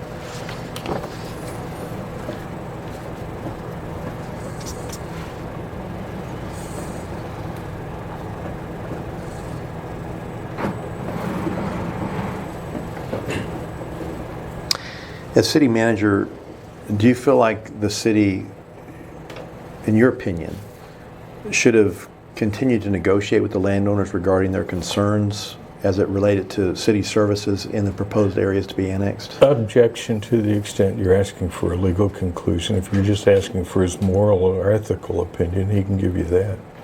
I'm asking for your opinion. You can go ahead and answer the question. My opinion is on issues such as that, I prefer to go through the attorney and get, I would not unilaterally make an opinion on, have an opinion on an issue like that. That's something I would seek input on from an attorney, on our attorney. Okay. The service plans for Phase 1, Phase 2, and Phase 3, you were familiar with those, and you in fact put those together? I put them together, that's right. Okay. And in putting those together, what was the city's program or plan to fund the services that are required to be provided to the areas being annexed? Okay. I'm going to let him go into this very briefly, but the ability of a city or how it's going to fund a service plan is not an appropriate issue in the context of disputing an annexation, and I'm not going to let him go very far. Go ahead and answer the question. Okay. Several sources. The budget. We look at grants also. We're working on grants right now. We have 2.5 years, a possible extension of 4 years to get that accomplished. There is the additional revenue that helps with debt service from the value of the property involved. But those are, in any city, those are going to be the funding sources for infrastructure or additional services. Okay. And you said you were the one that was responsible for developing the service plans for these areas? That is correct, yes. What guidance documents did you refer to in helping you develop the service plans? went online basically to see what other cities have done and use those as a guide. More specifically, what areas of service would be provided to the annexed areas. Infrastructure, water, sewer is a major one. Police, fire, EMS service, all of which, and there's a couple more in there that slipped my memory, but all of those are the items that the city normally gives to all of its residents that would be extended to that area also. And did you refer to section 43.056 of the code with regard to the provision of services for the annex area at all? You mean refer to it for direction and Sure. reading it? Yes. I sought city attorney advice on what we should be putting in there and use that knowledge, which comes from legislation, I'm certain, as guidance on that. So you didn't independently read section 43.056 of the code, you just relied on whatever your attorney told you? I think that's advisable, yes. Yes, I did. I'm just asking, I'm just Yes. trying to be clear on what happened. Yes. So I'll have this marked as the exhibit number 10.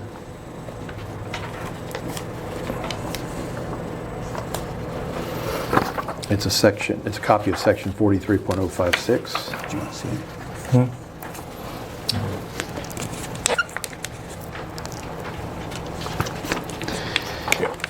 So I must admit to you that this is section 43.056 of the Texas Local Government Code, which governs what a city Yes. has to include in its municipal service plans in annexed areas. You're generally familiar with this Yes, I am. concept? Okay. Yes. So I want to go through some of these and ask you what the city, about the city's, your efforts specifically on behalf of the city since you developed the service plan, what efforts you took. With regard to police protection, did you perform any kind of analysis of what response times would be in the annexed areas of phase 1, 2, and 3? We had a meeting with all of the different service areas. In the case of police, asked them to go back and analyze what their additional cost would be for the proposed areas. And they did that, and they indicated that it was going to be difficult to do response time because the county, in this particular instance, had virtually no calls there. So they have to do that on their own as far as after annexation is complete to be able to get a more accurate response time. Now, as far as other costs, that was included. You know, for example, communication. There was a cost in there, $106,000, I believe, somewhere in that area. And we have started that in this budget right now. So that process, as far as funding goes, is underway as we speak.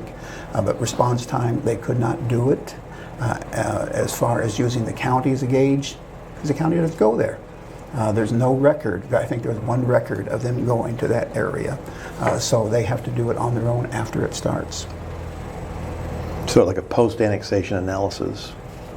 It would have to be because there's no information to work with at this point from the existing public safety agency.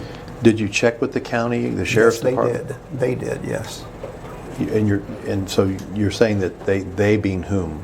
The police chief, Checked with the county, the Yes. sheriff's department? yes. And the sheriff's department said they'd had no calls or only like one call for that? One call is my recollection. And that's in areas 2 and 3? It was in areas 2 and 3, that is correct, yes. Okay. And 1, for that matter. So when we look at area 2, try to rearrange this a little bit so it's easier to get to it. When we look at area 2, and I'm sorry, here it is. Yeah. On exhibit 3 and area 1 on exhibit 1. Let's look at exhibit 3 first. From the northernmost points in the area for phase 2 in exhibit 3 to the closest police station operated by the city of Aransas Pass, how far of a distance is it? Some additional information I'm beginning to recall, but I believe it's like 3-4 miles, something of that sort. a question I had, is can it be done under 2 minutes, I believe, I'm trying to recall. And they indicated yes, but it depends on a number of factors such as traffic, et cetera. But they believe they could meet the very stringent request I had as far as the time. And I believe, and I can't say for sure, but I believe it was 2 to 3 minutes, something of that sort, barring unforeseen developments. That was their estimate. They had no history to go by. Right. But did you mention that you gave them a goal or a requirement that it be within a certain time? Is that what you mentioned earlier in your answer?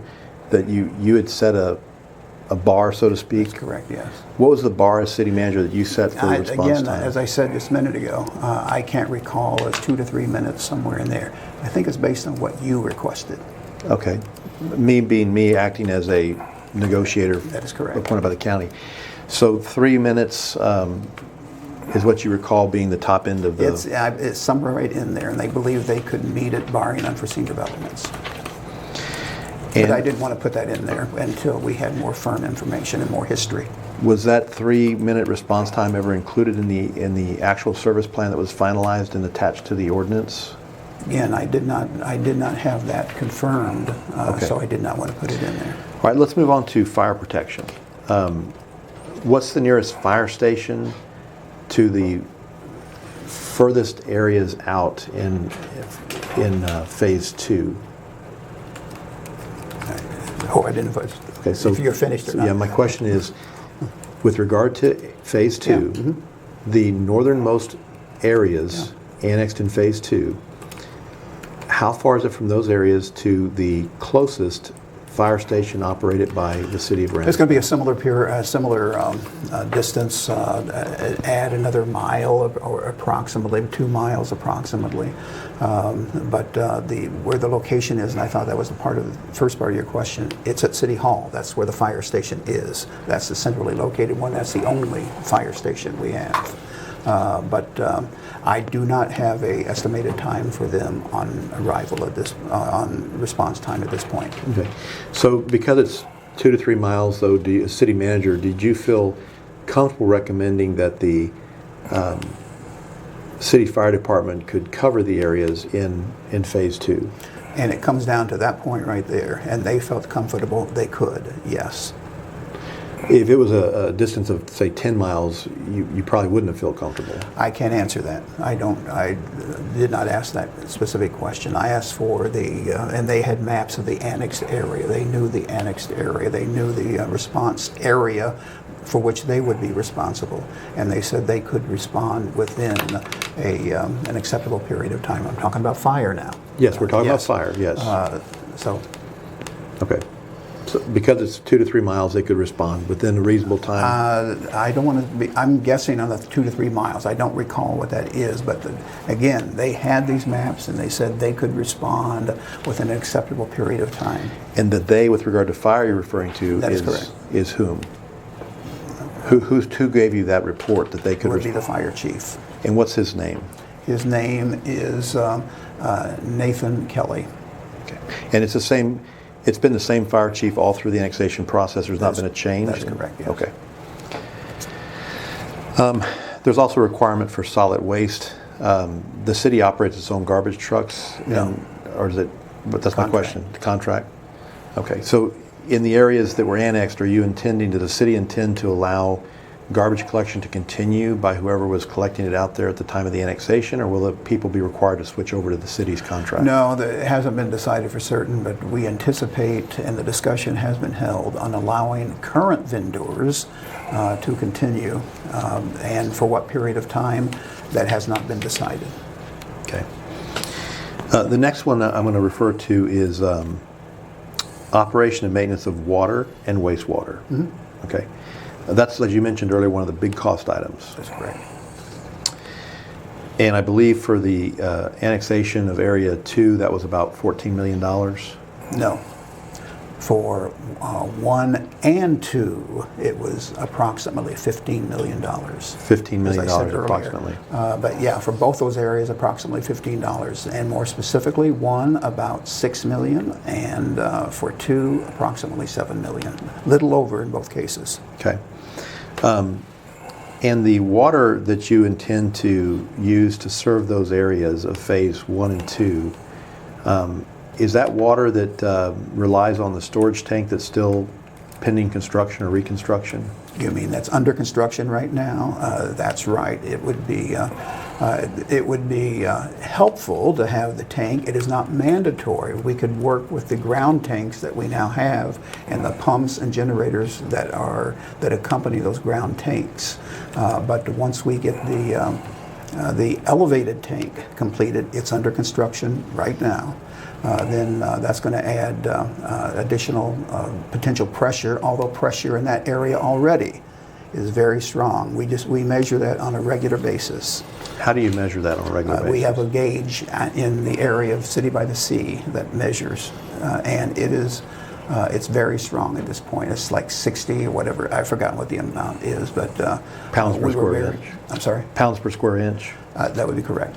The amount is much higher, as of yesterday anyway, than what is required. It's a very good pressure out there. Did you, on behalf of the city, check with the Texas Commission on Environmental Quality or the Public Utility Commission regarding serving those areas with that existing water system prior to committing to the annexation and the service plan? No, there'd be no need to, but I did not do that, no. Okay. And who actually goes out and reads that gauge by the Sea at the city? Who is the individual? Public Works, it varies. Public Works and even the fire department will read it because they're the ones who need the pressure as much as people who use it in their home. But it would be a combination of Public Works and Fire Department. I cannot tell you that a specific person, I mean the reading is what it is, right. But a specific person is not necessary. Do you know whether or not when they go out to check that water pressure, if they do what's called a fire flow test? Yes, we do, yes. And what was the fire flow pressure under fire flow conditions of 500 gallons per minute? I can't tell you specifically. I do know that the pressure for the homes was very high, and the fire department was happy with the pressure that they saw out there also in their inspection of the area by City by the Sea. Mr. Earl, are you going to go much further down this path? Because if you are, I might shut it down. Can I have your objection, please? Sure. Your client doesn't have standing to complain about the adequacy of the service plan. Therefore, these questions are just asked for harassment. Okay, so to be clear, you're saying that an individual residing in an annexed area has no standing to concern themselves or bring any type of action with regard to services? Correct. Oh, okay. And so you The think... City of San Antonio versus Hardy is one case. You can go to Alexander Oil. You can go to City of Rockwall versus Hughes. But no, an individual does not have standing to challenge the adequacy of a service plan. So just to be clear on the record, your objection in this deposition of the rules is standing. That I lack standing. My client lacks standing to... And that you're asking the question, since your client doesn't have standing, can't bring the claim, you're asking the question simply to harass the witness. We can go next door and talk to the judge, if you like. I'm going to continue the questions. If you choose to close the deposition down and go next door, I'll be happy to go with you. That's fine. Don't answer any more questions about the adequacy of the service plan. So you're instructing this witness not to answer any questions about the adequacy of the service plan Correct. in this deposition? Correct. Now, Absolutely. because we don't have standing. Correct. Okay. So would the Attorney General have standing? I'm not here to answer your legal questions. What, you're giving me legal Do you objections? represent the Attorney General? Of course not, Mr. Okay, Myers. I'm thank asking you whether you think the Attorney General would have I'm standing. not here to answer your legal questions. Okay.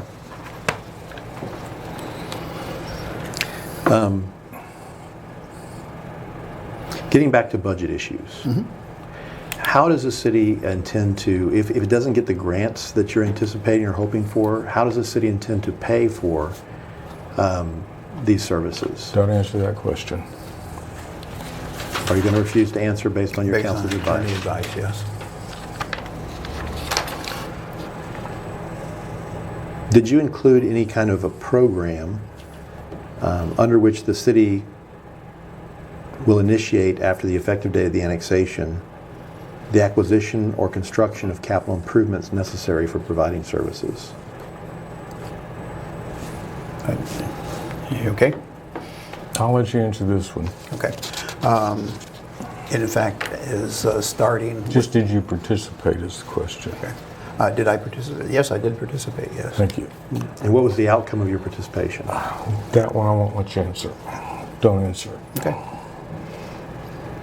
Do you as city manager think that the public has a right to know what's going on at the city? Of course. Does it bother you that you're not allowed to talk about the results of things like service plan studies and things like that when members of the public ask you about it? I'm concerned. Objection form assumes facts not evidence. You can answer the question. Oh, okay. I'm sorry, I need to rephrase the question. Can you read back the question, please? Does it bother you that you're not allowed to talk about the results of things like service plan studies and things like that when members of the public asked you about it? As far as being transparent is what you're asking, I think, on issues such as this. We try to be as transparent as possible, yes. Do you think that the public was treated fairly and respectfully with regard to this annexation? I believe emphatically yes, yes. Are you aware that there's a requirement as part of the annexation process that members of the public who are being annexed, property owners who are being annexed, can negotiate with the city at the public hearings regarding the provision of services? Objection form. Are you aware of that? I'm not aware of that, no. In your opinion as city manager, if members of the public came to the city to a public hearing and tried to negotiate with regard to what services would be provided, should the city, yourself representing the city, should the city engage in negotiation with them to address their concerns? Objection to the extent it's calling for him to give you a legal conclusion. If you want to ask about his personal opinion, his ethical opinion, that's fine. And I am asking about, I know you're not a lawyer again, I'm asking about your opinion as a city manager hired and under obligation to serve the public of Aransas Pass, both those who are in the city and being annexed. Ethically, do you believe that you should, as city manager, negotiate about services or engage in negotiation regarding services to be provided with people when they try to do that at a public hearing? In public hearings, if you're saying they came forward and said we want to negotiate, I don't recall the public coming to the podium and asking that question. No, I would not. If that question had come up, then I would address it at that point. I do not recall that question during a public hearing at the podium being asked. And if it was asked at a public hearing at the podium, do you think the city should have engaged in those negotiations? Discussion should begin at that, as far as what is meant by that, and go into more detail as far as what the thinking is on that and the direction.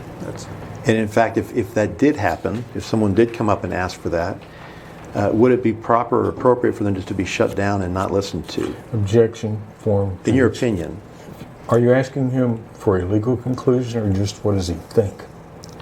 Mr. Myers, just so you know, I know he's not an attorney, and when I ask him for an opinion, I'm asking for his opinion as the city manager. That's fine. Then he can give it to you.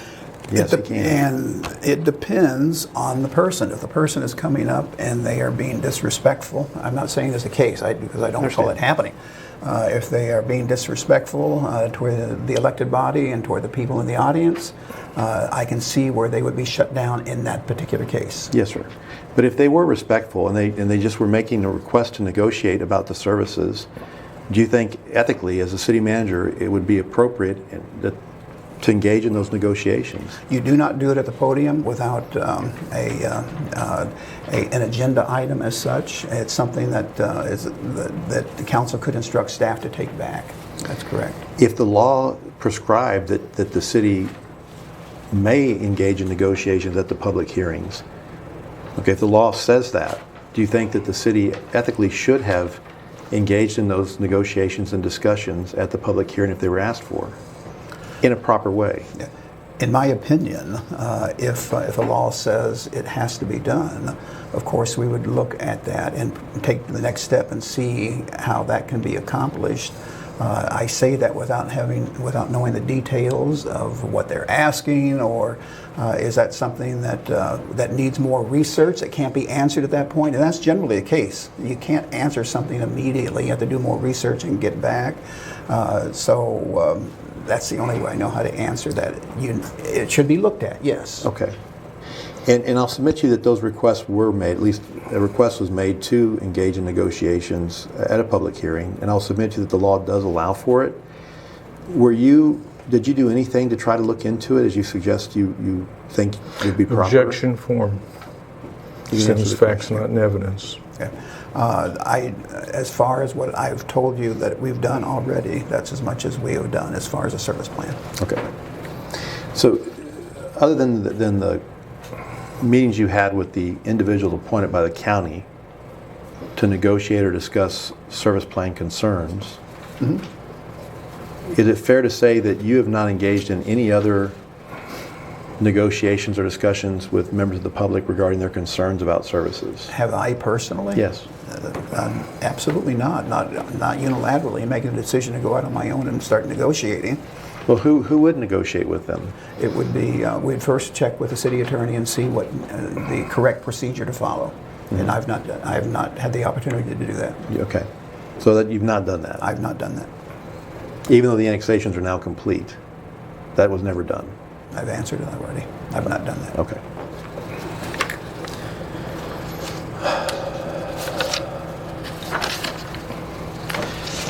And, even though it's out of ordinary, I'm going to lodge an objection on the record that Mr. Myers is refusing to let the witness answer any questions regarding the service plan or services to be provided by the city on the basis of standing. I am objecting to any questions concerning the adequacy or funding of a service plan. Those cannot be brought by your client in this lawsuit, and therefore any such questions would simply be harassment. And if you know of any case that says they can be brought by your client, I will consider it. And you're going to follow, just to be clear, you're following your lawyer's advice not to answer those questions? That is correct, yes. Okay, thank you. Then I think we preserved it for the judge. We can go talk to him right now. I'd rather not do that right now because we're in the middle of a deposition, but we can preserve it and do it later, if that's okay. It's your call. Yes, it is.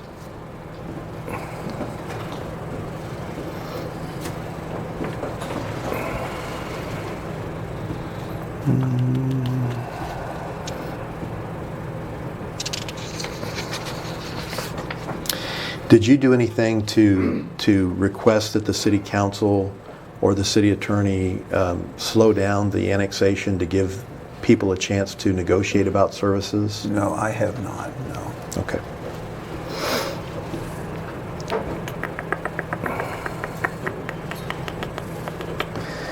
$43,053.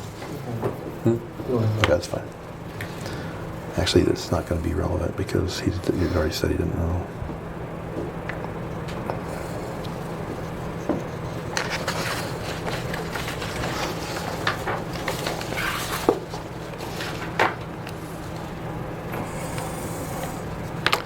Section of C1.